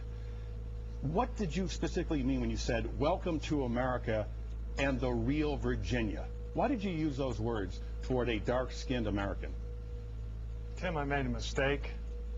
I said things thoughtlessly. I've apologized for it as well I should. But there was no racial or ethnic intent to slur anyone.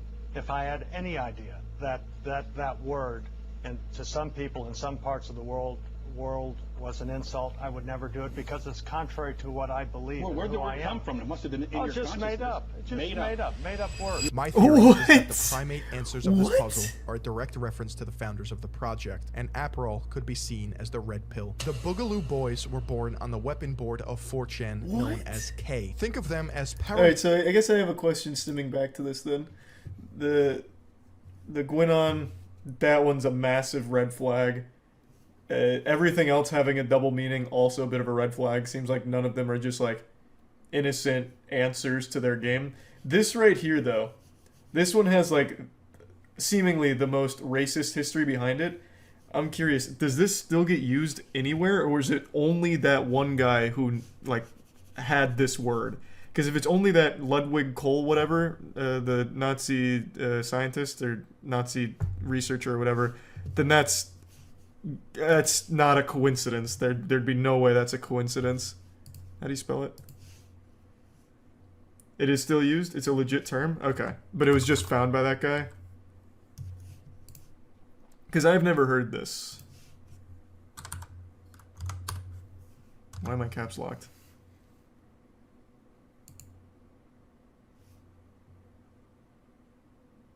Okay, so he discovered it, but the name is still used. Gotcha, okay. I didn't know if that was just like something he like drummed up after discovering it and like the name didn't stick, it was changed or something. Okay.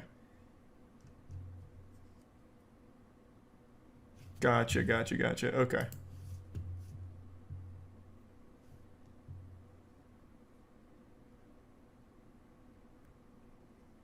project, and Aperol could be seen as the red pill. The Boogaloo Boys were born on the weapon board of 4chan known as K. Think of them as paramilitary incels, or Chan LARPers. They can be classified by their Hawaiian shirts and absurdist meme styles to make anyone who calls them out look insane. It can be a very effective tactic when trolling. This Bored Ape Yacht Club shirt is an exact Boogaloo Boy Hawaiian shirt used to LARP by 4chan users. This is Ape 1488. The number 14 is a neo-Nazi dog whistle. It is a direct reference to the white supremacist slogan known as the 14 words. We must secure the existence of our people and future for white children. The slogan was coined by David Lane, a member of the white supremacist terrorist group known as the Order. The number 88 is white supremacist alphanumerical code for HH, which stands for Hail Hitler. 1488, which is also included in the ADL database or the Anti-Defamation League, is a combination of these two hate symbols. But the fact is, guys, I've been on the internet 20 20 years.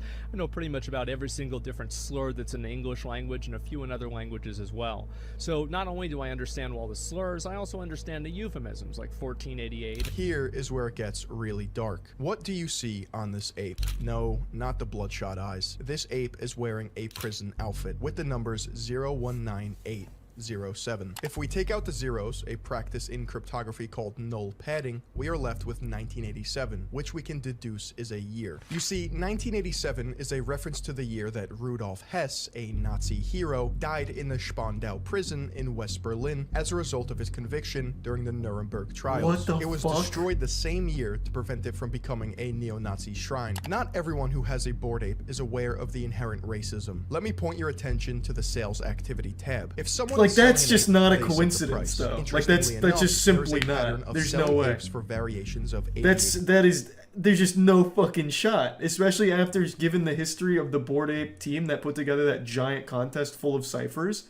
There's no way. That one's just straight up not a coincidence in any capacity. The prison outfit, this tying back to the year that the guy was killed or died in the prison or whatever, like none of that. There's no shot that's a coincidence. Like, even if you don't believe any of the other ones, like, this one is just straight up not a coincidence. I am starting to believe in the argument Fillion's making that Bored Apes were started as, like, a giant meme troll with racist shit, racist undertones hidden throughout it. The last couple of points have been extremely strong, starting with their the official Bored Ape contest here. Thanks to the resub Jarvis and the Prime Midnight resub Pterodactyl. So the creators of Bored Apes are all part of a racist Nazi conspiracy. No, see, people are getting so twisted in what the actual argument Fillion's making is. The argument he's making is the people that started Bored Apes started it as a meme troll and hid, like, common racist, like, jokes and shit inside of it. He's not saying that they're like a giant racist conspiracy or trying to like start some kind of racist movement or anything, or everyone that owns a Bored Ape is racist. He's claiming that the people that started it have a lot of history on 4chan, which he has proven in at least one instance, and that they are deliberately hiding these Nazi racist like Easter eggs throughout it in these undertones. That's what he's saying. Like, it's not random, it's not coincidence, and there are these provable patterns as well as provable connections to racist shit.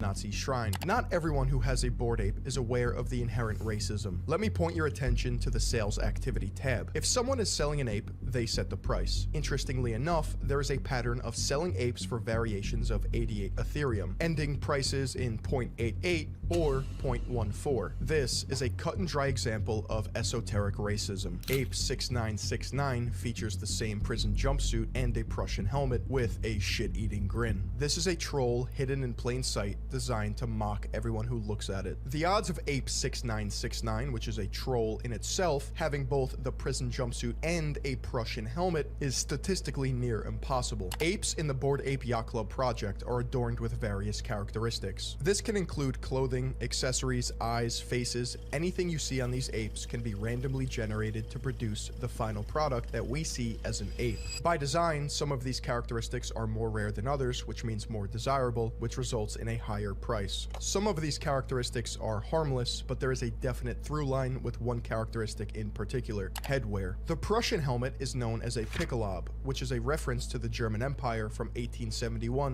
to 1919. The Vietnam-era helmet features an Ace of Spades card attached to the helmet, which was a custom American soldiers started in World War II, but continued in Vietnam. In Vietnam, however, American soldiers would leave an Ace of Spades on dead Vietnamese soldiers. The card in the Bored Ape helmet has a letter J on it, which would indicate a jack of spades, not an ace. The founders of this project are not sloppy writers and wouldn't get history wrong if it meant they could include yet another racist reference. Maybe this explains it. Based on a 1938 decree in Nazi Germany, every Jew in Germany had to carry an identification card marked with J for Jewish at all times. The sushi chef headband is a Japanese headband known as a hachimaki. Hachimaki can have different Japanese characters on them to mean different things. There are 6 variations that are the most popular and commonly used. Bored Ape Yacht Club went with kamikaze to indicate Imperial Japan's suicide pilots. A sushi chef would never wear this headband. The safari helmet is a British or European pith hat used by the British Empire in colonizing Africa. And Belgium in the Congo, led by King Leopold II, who, as you know, cut off Congolese hands. The kami hat is known as a ushanka, and with the sickle and hammer, it represents the Soviet Union or the USSR, worn during World War II while Russians were commanded by tyrannical leader Joseph Stalin. The fez is a potential reference to the Ottoman Empire, but there's also such thing as a Nazi fez. With all of these helmets and headwear, one can see a clear picture of Chan culture's fetishization of power and dominion of those they deem weaker. October 2021, music manager Guy Oseary, founder of management firm Maverick, who represents Madonna and U2, acquired representation of Bored Ape Yacht Club. This would include securing book deals, music, television, video games, and even movie integrations. This was a power play Man, for I can't Bored Ape imagine a Yacht Club worse because idea. it legitimized funding Jesus and star Christ. power behind the project. With the connections of Guy Oseary, Bored Ape Yacht Club now had a way to control the media messaging around their project. The project obviously has so much hype and so much support. There's also been criticism. Some people connected some of the images to racist tropes. I'd love to give you the opportunity to respond to that criticism. It's apes, because aping in is very much a nod to this community, to crypto enthusiasts, to people who aped in early. So the story is about them. One of the founders is Jewish, one is Turkish, one is Pakistani, one is Cuban. Guy Oseary, who's one of the partners that came in later last year, is Israeli. I myself am Cuban, and I'm actually first-generation American. The idea that we're neo-Nazis or... Oh, so this must have actually been a big thing. Offensive, it's hurtful, it's totally untrue. That's really personal to you, that criticism. The idea that you can't be racist, or even ironically racist, because you're ethnic is the saddest excuse I've ever heard. And this interview is bought by Guy Oseary. Here he is pictured with the founder of D3, and this woman looks oddly familiar. Guy Oseary is even referred to as the fifth ape, a reference to the fifth Beatle. When Ryder launched GordonGoner.com, Guy Oseary went off the deep end. Ryder Rips described to me a 2-hour phone call consisting of Guy Oseary screaming at him to stop digging into the project. After Ryder explained the symbolism to Oseary, he replied with, "Who am I to judge what art is?" And remember that Rolling Stone interview I mentioned? Gordon Goner stated, "Are we the Beastie Boys of NFTs? Because right after our initial success, it felt like the Beastie Boys going on tour with Madonna. Everyone was like, who the fuck are these kids?" The Rolling Stone article then states, funnily enough, Madonna's longtime manager, Guy Oseary, signed on to rep the foursome about a month after Goner made this comment to Rolling Stone. It's just so ironic that Bored Ape Yacht Club would go on to partner with Madonna's manager, Guy Oseary. Here's the family tree of Bored Ape Yacht Club. Greg Solano and Wiley Arano are from Miami. They met later in life at a bar arguing about literature. Karem Adelaide What a and Zayshawn Ali nerdy went to the argument. University of Maryland together. Greg Solano Not even also sports attended or the anything? University of Maryland, but would go on to get his MFA No, Robert at Frost is University the best. of Virginia. The P.O. Box of Yuga Labs is in Alexandria, Virginia. The CEO of Yuga Labs, Nicole Muniz, went to high school with Wiley. Mark Andreessen is the funding, Guy Oseary is the management and PR, and it's not a far stretch to say that Neil Strauss is their Rolling Stone media connection. He is also writing a book based on Bored Ape Yacht Club. Guy Oseary and Neil Strauss go back to 1998, when Guy Oseary was featured in the credits of Neil Strauss' House's biography on Marilyn Manson. One of the most mind-boggling parts to this ongoing story is celebrity endorsement. Everywhere you look, a new celebrity flaunts their hideous Nazi propaganda. I wouldn't expect them to know any better, but there's something going on underneath the surface. I know most celebrities are denser than a cement block, but you can't convince me they would all spend hundreds of thousands of dollars on these JPEGs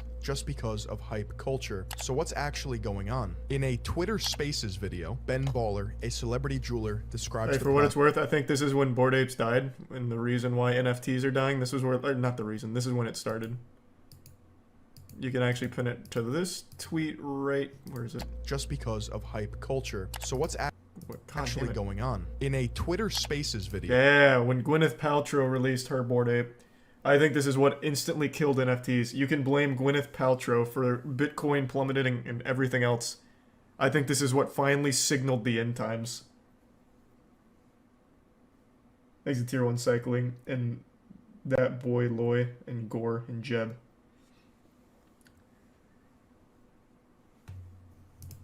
Ben Baller, a celebrity jeweler, describes the process of receiving a Bored Ape. Real talk. Not once, not twice, 3 times I've been offered a Bored Ape through MoonPay. I had Adidas hit me up, my DMs, you know, on Instagram. Hey man, you want to close space with us, blah, blah, whatever. Told you own a Bored Ape. No, I fucking don't. You know, hit me up. And it's just, I don't know what it was, but the fact that some of these super top tier all-star NBA players had them, and I was like, yo, this is all cap. I mean, there's an NDA they try to send my agent and shit too, you know. I mean, there's definitely NDAs and everything there, but I'm you know, positive there's, you know, something. No, what I'm saying is for me, if I was to accept, you know. They wanted you to not disclose that they wanted you to not disclose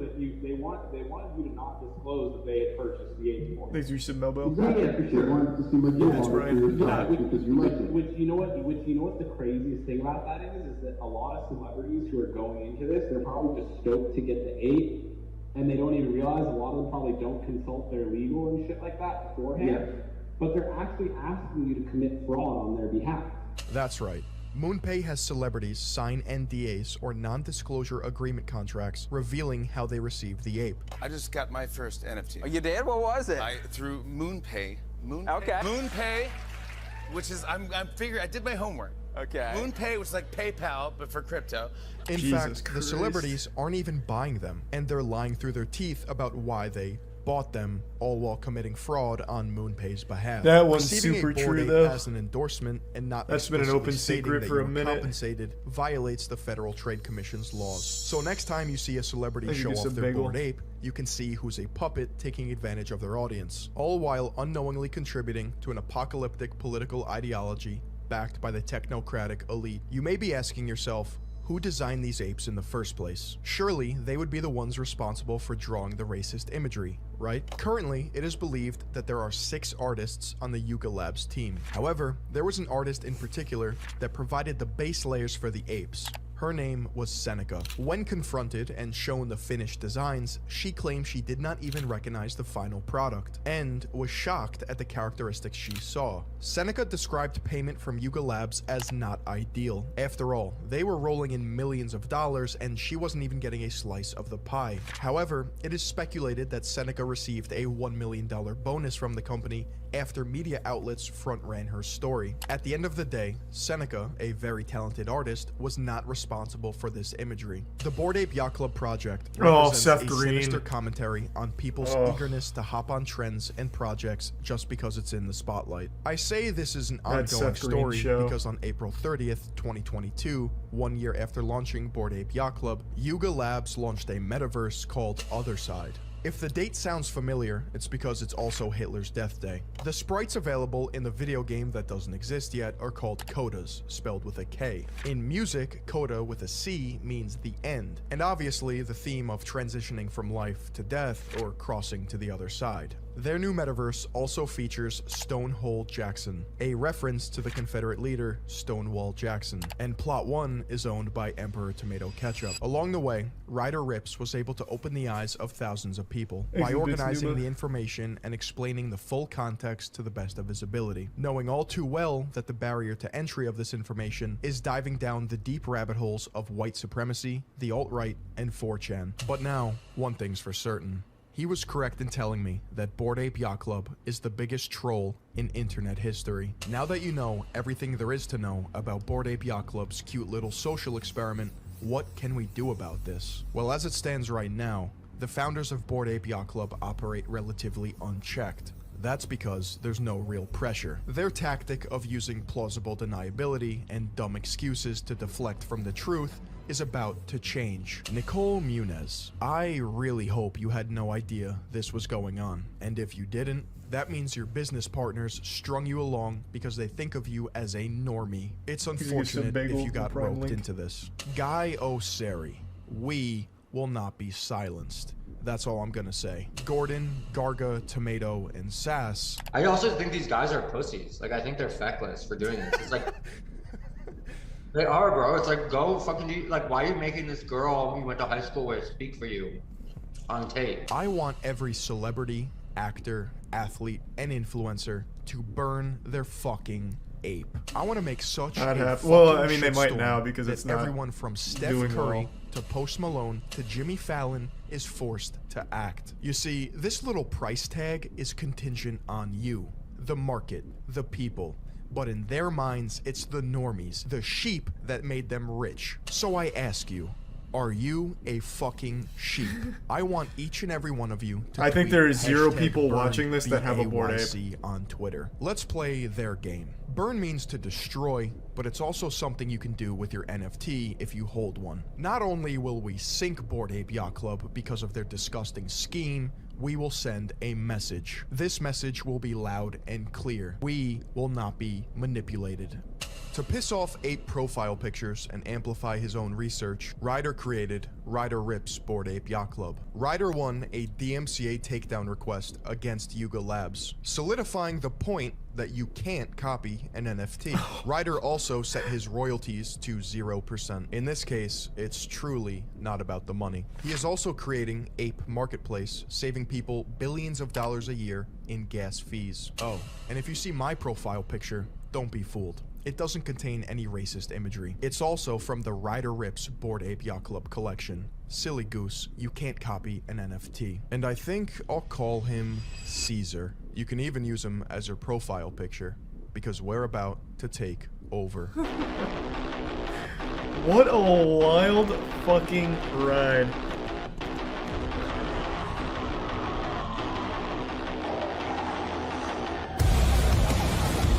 Oh, a little montage?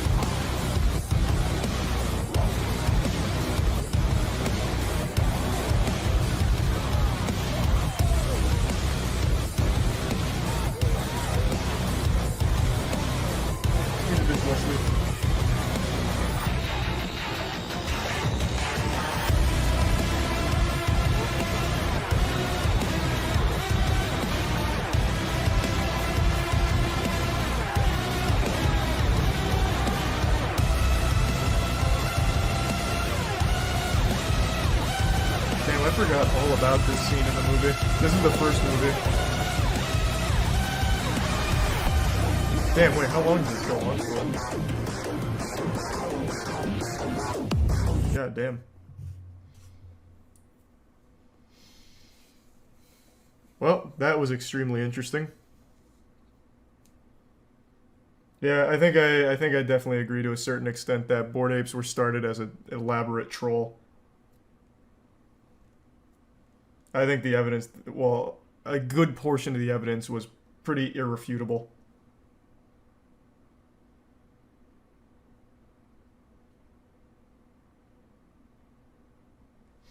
He's a prime pricey. I don't agree with every point. I think a few of them were kind of reaching, but there were some extremely solid ones that you really can't overlook or write off as a coincidence. That was wild. Thanks for the resub, Illuminati. I think the whole NFT scam is dog shit hype anyway. Well, yeah, NFTs fucking suck. NFTs are trash.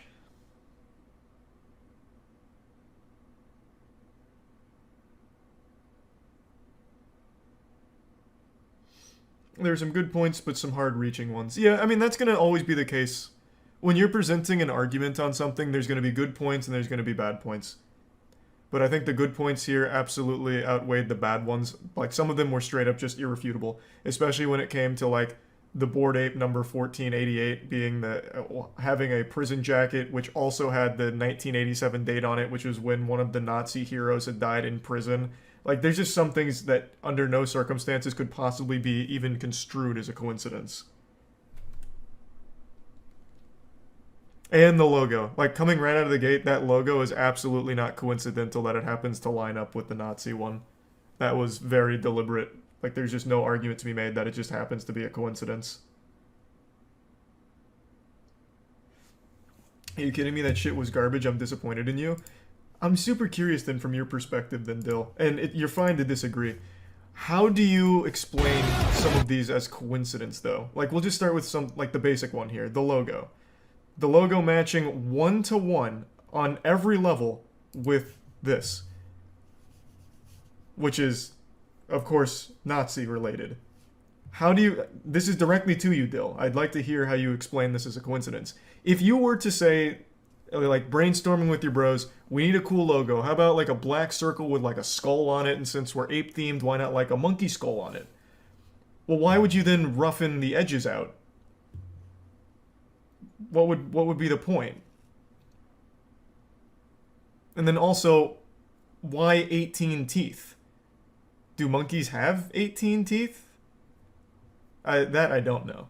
But there's just so many things here. Like, I don't know how you can possibly write it off as a coincidence. The 18, deliberate. The roughing the edges, deliberate. The color scheme, all of it matches exactly here. Like, I don't see how that could possibly be a coincidence. Monkeys have 22 teeth. Apes have 32 teeth.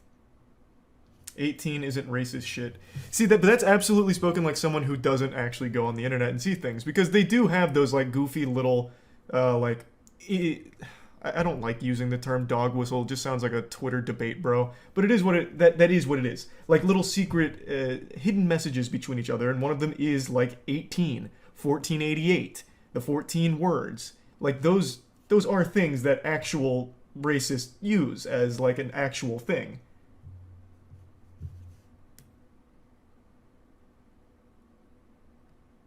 Like, it's just something that's so hard to write off as a coincidence. It's pretty basic shapes. I've seen it used a lot. Can you...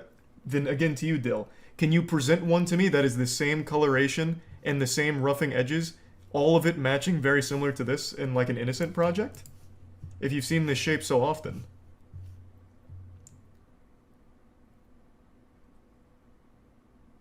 And this is like the softest ball one. It gets a lot deeper here in the middle when it came to the official Bored Ape game. But this one I just think is already a very hard one to defend as coincidence.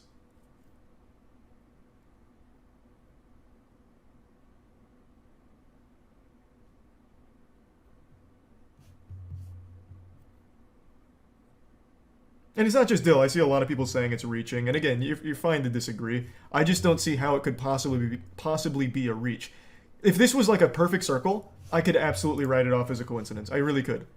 But it's not. Like, I've seen plenty of logos. I have talked to many graphic designers for, like, companies, businesses, and shit. I've never, ever seen, like, roughing edges on a circle logo for no reason. And especially not when the colors all match up, the placement all matches up, the 18 teeth, like, all of these matching up. Like, I've never seen that many coincidences. It's a deliberate copy. It's intentional. It's absolutely a reference.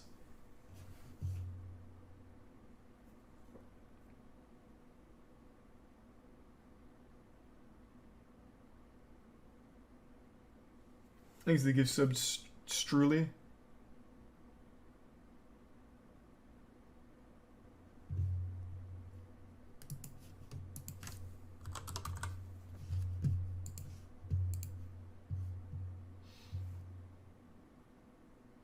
So, okay, you literally just agreed with what I'm saying. Iconography is used again and again. Some edgelord uses it to create the hype, of course. It's all just to create hype and build more money in the project. This is exactly what they intended. What do you think I'm arguing, man? You just said that it... You're agreeing with me, but arguing. Yes, you are agreeing that it's deliberate. Which is the point that I and the video maker, Filian, are making. That it is deliberately references to Nazi symbolism and shit like that. As, like, and he proved the connection with some of the creators in 4chan and this shit being used over there as, like, a Easter egg for, like, 4chan shit. Thus, going back to the point of the video, that Bored Apes were started as a meme and a troll using, like, racist imagery and shit and references like that, just hidden throughout it.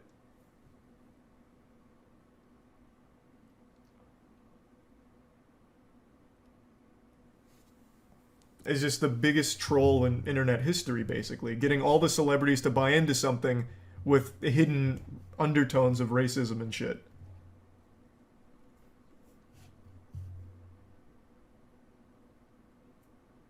And then I also think this one should have immediately been a red flag to anyone that recognized this name. Emperor Tomato Ketchup being a reference to a movie that was banned for child porn. Emperor Tomato Ketchup's not exactly like a randomly generated name. And if you can easily Google that name and find that movie, or find that album which is a reference to that movie, a sane person would have changed their name. Been like, oh my god, child porn, I'll pass, I'll change my name to something else. Yeah, but the album is a reference to the movie. So the album that he said he based it on is a reference to the movie. The album is a reference. The album title is a reference.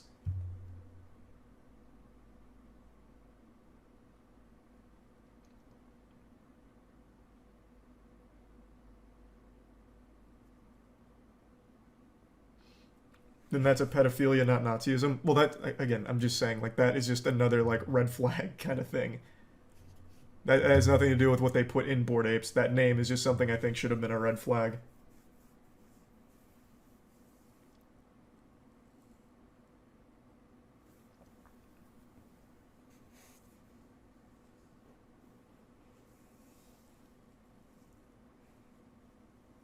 Thanks for 5 gift subs, Bagel. Appreciate it, man. And the bits, Veil. Very, very interesting piece. Again, I don't agree with all of it. I do think some of it was reaching, especially when it came to, like, their mobile game, where the banana bushels looked like swastikas. Disagree there, as well as a couple other points I thought were a bit reaching, but overall, there was a lot of irrefutable points made here. That was super interesting. Filian absolutely crushed it there. And Ryder rips by extension.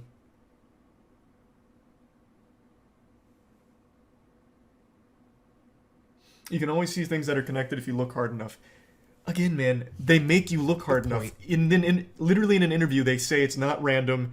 Let the unutterable be conveyed unutterably. It isn't random. There's meaning behind it in their own interview. And then in their own official scavenger hunt, use some of the most advanced ciphers and fucking cryptology imaginable in order to reference things that have multiple meanings with racist shit.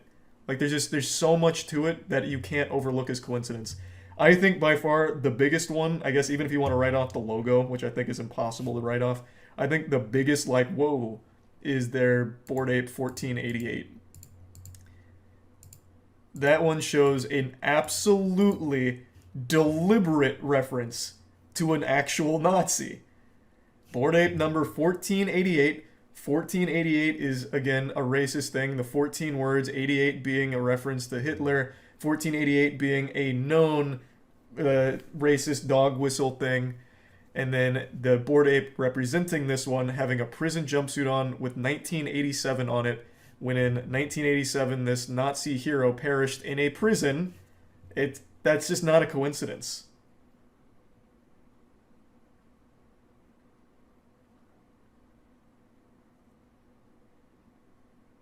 Like, that's just not something you can deny. I cannot understand why anyone would spend so much time to do shit like this. Then you haven't been on the internet long enough, man. An elaborate troll is like a trophy to some people.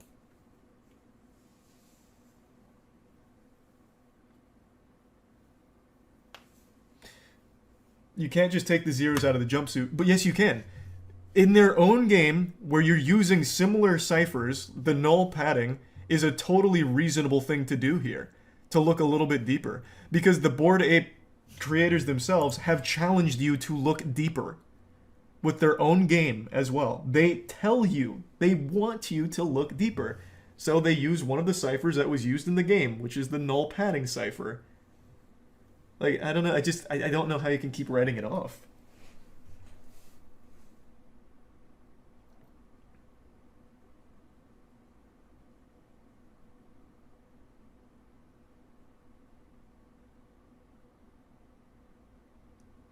Thanks for 5 gift subs, unknown. Appreciate it, man.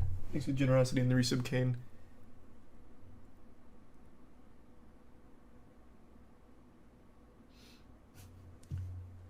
What do you gain from defending Bored Ape?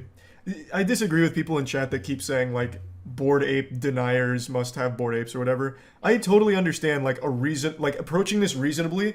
There is no possible explanation for why they would do it.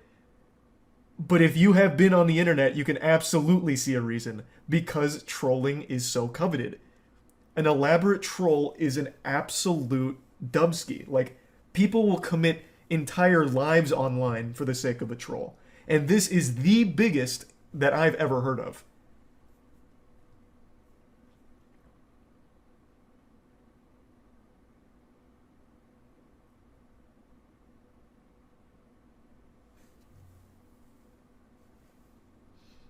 QAnon's still bigger. I'm a huge fan of the QAnon trolling. I'll just go ahead and say it. I think everything 4chan did to QAnon, making them sit outside at a random street in Dallas for 2 months waiting for JFK Jr. to be revived and cruise through on a limo. I think that shit is genius.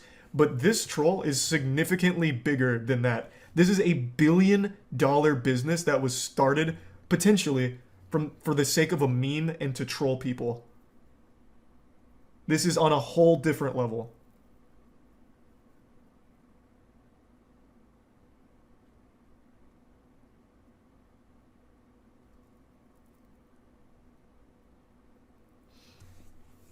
Racism isn't a troll. They're using it as a troll. That, like, they are using all the racist imagery and references and undertones throughout the iconography as a way of trolling people that buy into it. They are laughing at the expense of normies that are paying them by representing this awful shit. It's edgy trolling, or at least so this video presents.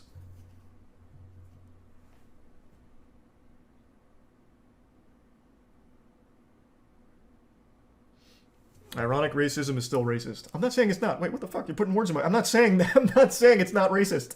What do you... Stop. Jesus Christ. I'm not saying it's not racist. Holy shit. Why are people putting words in my mouth? Oh my god. Good lord.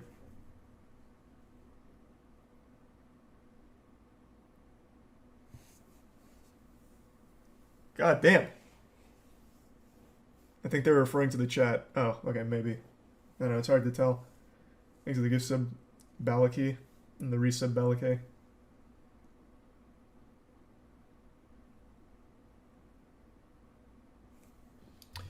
Is that true? I was very curious what the impact this had, because like I said, this was a big one. I saw this on Twitter quite a bit with people talking about it. I just hadn't seen it. Jimmy Fallon and Steph Curry removed their Bored Ape profile pics since this video came out. Is that true? Obviously I don't follow Jimmy Fallon, so let's check there. Because he did have a Bored Ape as his profile pic for the longest time, ever since he came out as a big Bored Ape guy. Okay, so that has changed.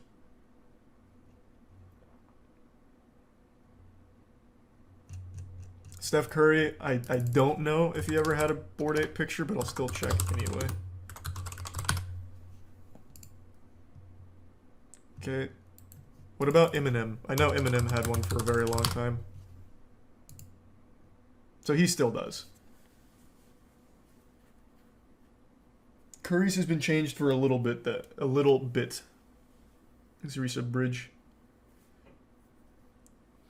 So I guess I'd be curious to see how these develop then. The video is only 2 days old. I don't know what kind of impact it actually made in like the mainstream eye, but it doesn't seem like it's only Fillion that's brought this up. Like that girl was interviewed about people talking about the undertone racism in the Bored Ape stuff. So it seems like there's already been a discussion on it, like in the bigger scheme of things.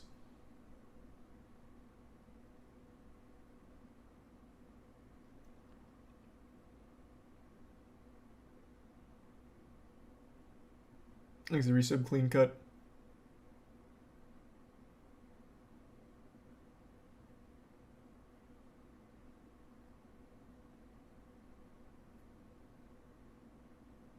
It was writer Rips when he wrote an article about it a month ago. He's the driving force behind this. Yeah, and Fillion gave him all proper credit.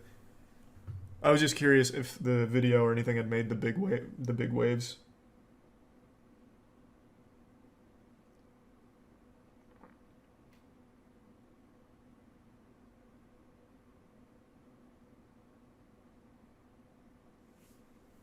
This was wild. I actually haven't seen a rabbit hole's probably the wrong word here. A subject that elaborate in a long time. That just had so much depth to it. Like, holy shit. It wasn't really an iceberg. It was just more of like an actual extremely deep and elaborate series of puzzles and crazy wild shit. Those ciphers, bro, this whole cipher section was one of the most mind-blowing sections I've ever seen. Like, there had to be 30-something ciphers here, and I'd only heard of maybe 5 of them. And I like learning about ciphers, so I feel like I know a decent, like, number of them. But these, holy shit. This was crazy. And they were all different. Like, a Mad Gab cipher. A fucking Mad Gab cipher where you have to sound some certain things out as well as piece together certain things that'll sound out an actual answer or clue. Crazy.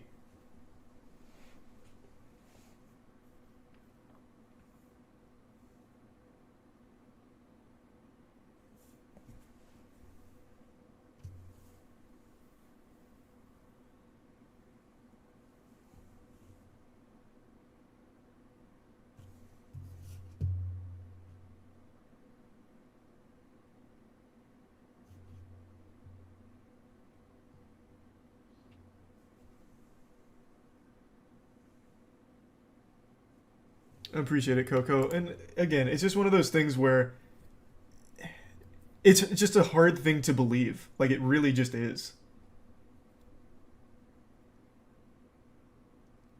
Thanks for the Prime, you boy. What was the other conspiracy you were talking about? Oh, QAnon JFK revival. Look that up. 4chan trolled... Well, QAnon started as a 4chan troll. But 4chan went hard on QAnon and convinced them that JFK had been revived and would be driving down a certain street in Dallas, I think it was Dallas, in a limousine to announce his presidential run in 2024. And I think he was also going to be with Donald Trump. It was incredible. They sat there at that street for 2 months. 2 months. I saw them doing candlelight vigils, still holding signs and waiting for JFK Jr.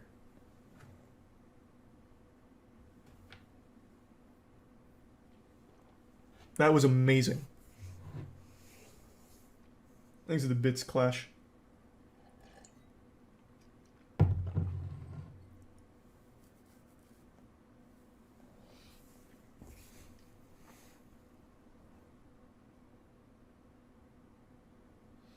Thank you for the Bits Bagel. Appreciate it, man. I'll probably have to pass on that one, Clash. And thanks to the Prime Mason. QAnon ruined people's lives. That is true. That shit tore up families. Just a lot of really gullible, dumb people wanting to feel special and believing in the most absurd nonsense of all time.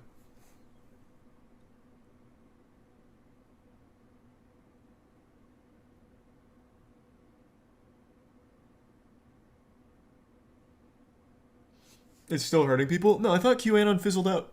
Do they still have, like, strong reps? I don't know. Thanks for Prime, brother. QAnon is anti-pedo.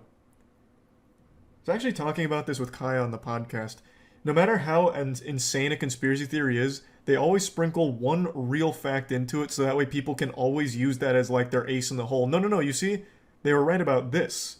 So with QAnon, the thing they're right about is that there's a lot of Hollywood pedophiles, which there is. Like that's a fact. That's what a lot of people know that, and it sucks. But that's the only thing they're right about. And they always harp on that fact, like, no, look, we actually got it right. You see, there's Hollywood pedophiles.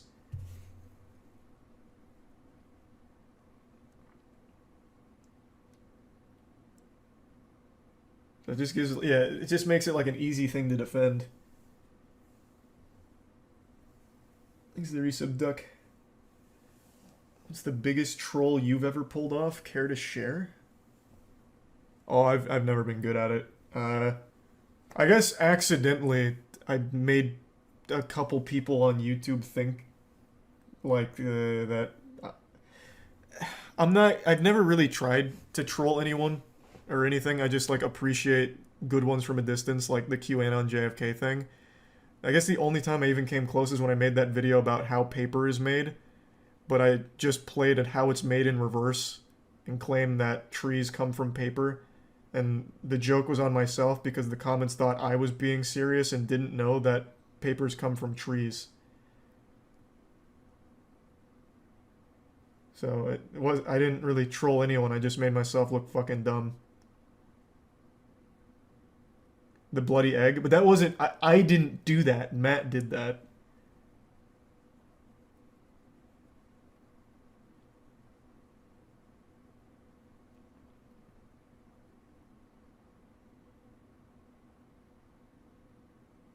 Sounds like you were copying Hugbees there. You want to explain yourself? I wasn't. I had actually seen something extremely similar a long time ago. There was a guy, I don't even know where this video was. It was like 10 years ago, but there was a guy on YouTube who was making a video on how they reprocess Oreos. And I found the idea of that fascinating. Like, how do you reprocess an Oreo? And I was watching it just blown away by the information being presented. And then towards the end of it, I realized that he was just playing the video in reverse. And I was like, wow, that fucking got me. So then 10 years later, I was like, well, this would be a fun video to do to carry on the spirit of that guy. I'll do it for paper.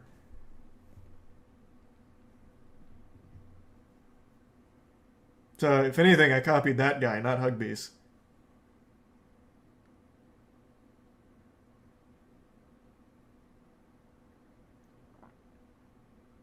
There was a video you made where there was a Vimeo link in the chat of someone finger blasting themselves. Why are you going to discredit my art like that and boil it down to such a rudimentary level? What I created there was art. That video was of a porn star named Euphrat fingering herself through the fire and the flames, and I sped up the footage so that way it synced up. It was actually really cool. Thanks for resub checks, Mix. And the Prime, Robbie.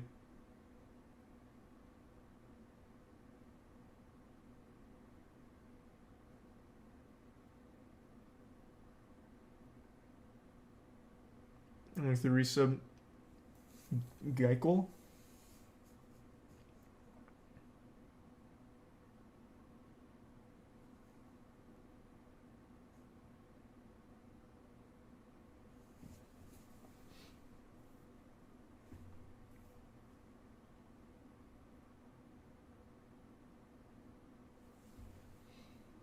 What about the whole fake office ghost video you tried to get viral? Yeah, that just didn't work. I like to pretend I didn't do that. Thanks to the Prime Owl.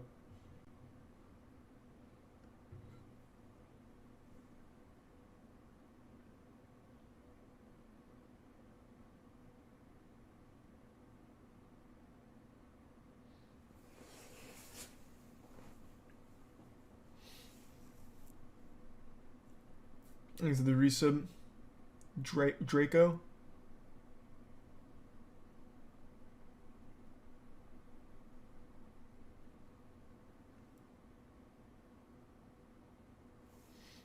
No Weed Shop tonight. We played Weed Shop last night. We'll play more later this week. Can't click links, Bagel.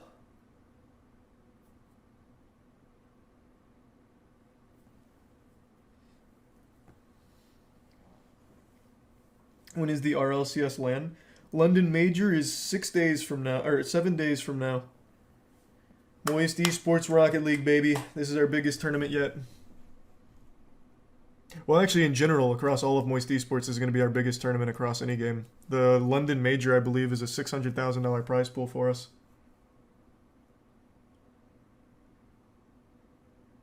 I think. I could be wrong. I don't quite remember. June 29th. We're the 2 seed.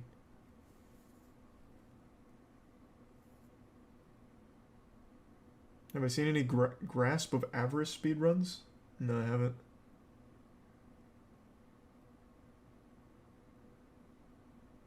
Is BDS 1? Yeah, BDS is the 1 seed.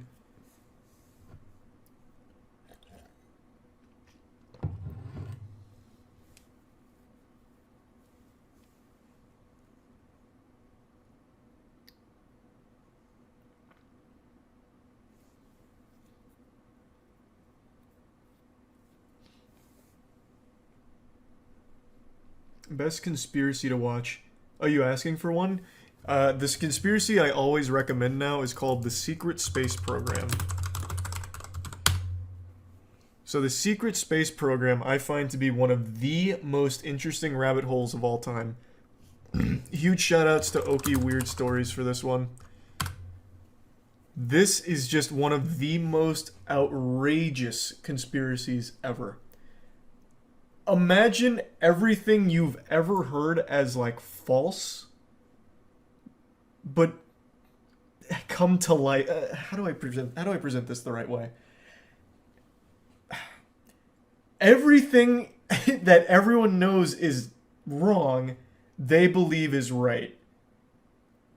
So okay, a lot of the basis of the conspiracy is these people believe that they are abductees of the Secret Space Program, which is a space program that was started by, I believe it was started by the Nazis, and it was started to fight the Nazis in space, and they were taken at birth to become galactic warriors, and everything is on the table. It's a combination of every conspiracy ever. So some of the Secret Space Program believers believe that they're vampires. They believe that they are shape-shifting werewolves. Some of them believe that they used to be gladiators who were taken from their time period and brought to space and then re-existed in this time period. It has everything. Absolutely everything. I think it is the most fascinating conspiracy theory out there. Oh, and Kevin Spacey, for some reason, is a big component of the Secret Space Program. Thanks to Prime Dev. And the 5 gift subs, Tomato. Thank you, Tomato.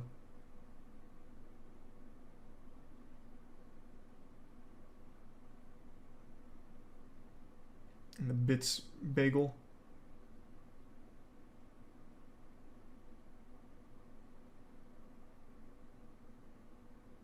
What video should I watch about this? Watch Oki's video. Oki has an incredible breakdown of it, and even gets like interviewed with one of the figureheads of the Secret Space Program movement, goes to their convention, and even gets on their channel while pretending to be a believer. It's amazing. It is so good. This video is still so criminally underrated. He made such a wonderful breakdown of it.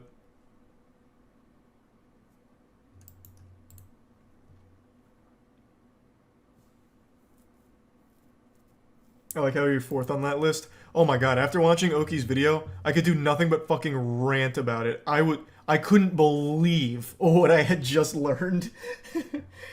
It blew my fucking mind.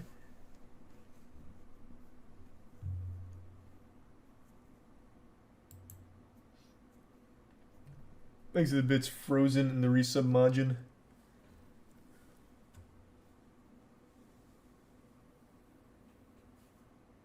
Did you see Oda added you to One Piece due to the awful use of your likeness for Bandai's ads? I mentioned this earlier on stream, but I'll do it again just in case. Bandai actually did talk to Matt today. Like the official Bandai company to talk to Matt today about that, about me being used in the ads. And it turns out Bandai internally reviewed everything, confirmed everything. That wasn't them. That was a bootleg knockoff of their game that was using my shit and promoting it on Facebook as theirs. So they like profusely apologized to Matt for it.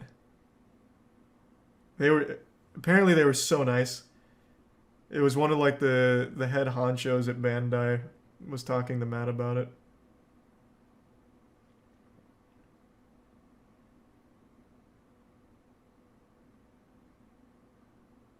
Why to Matt? Because Matt handles all of that for me.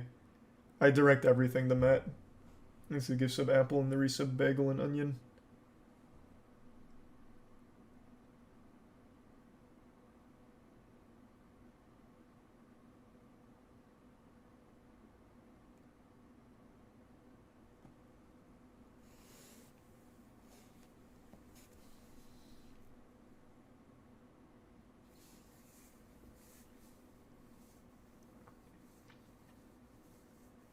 Have you seen Gravity Falls? No, I've only checked it out like occasionally, like before falling asleep when Tiana's just putting shit on to fall asleep to.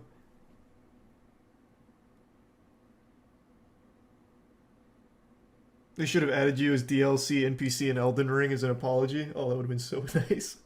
Imagine, just strong-arming them for shit. Oh, that's so sweet. Thanks, Jake.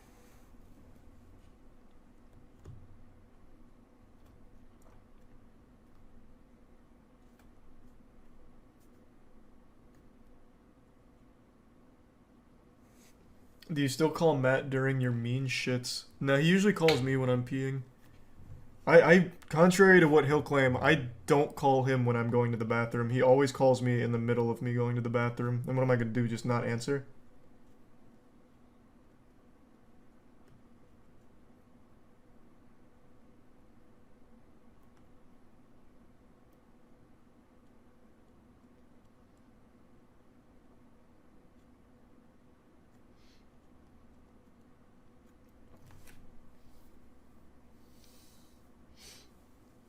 I've already watched that whole Kimba video. I find Kimba to be a really interesting story as well. I'm sure most people already know that one. Kimba, Simba, the stuff like that. Where it's claimed Lion King was a ripoff of a older Japanese property named Kimba.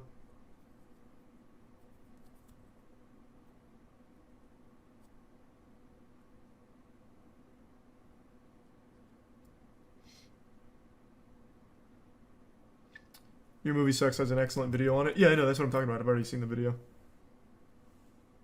It is a great video breakdown on it. And he does prove it wrong.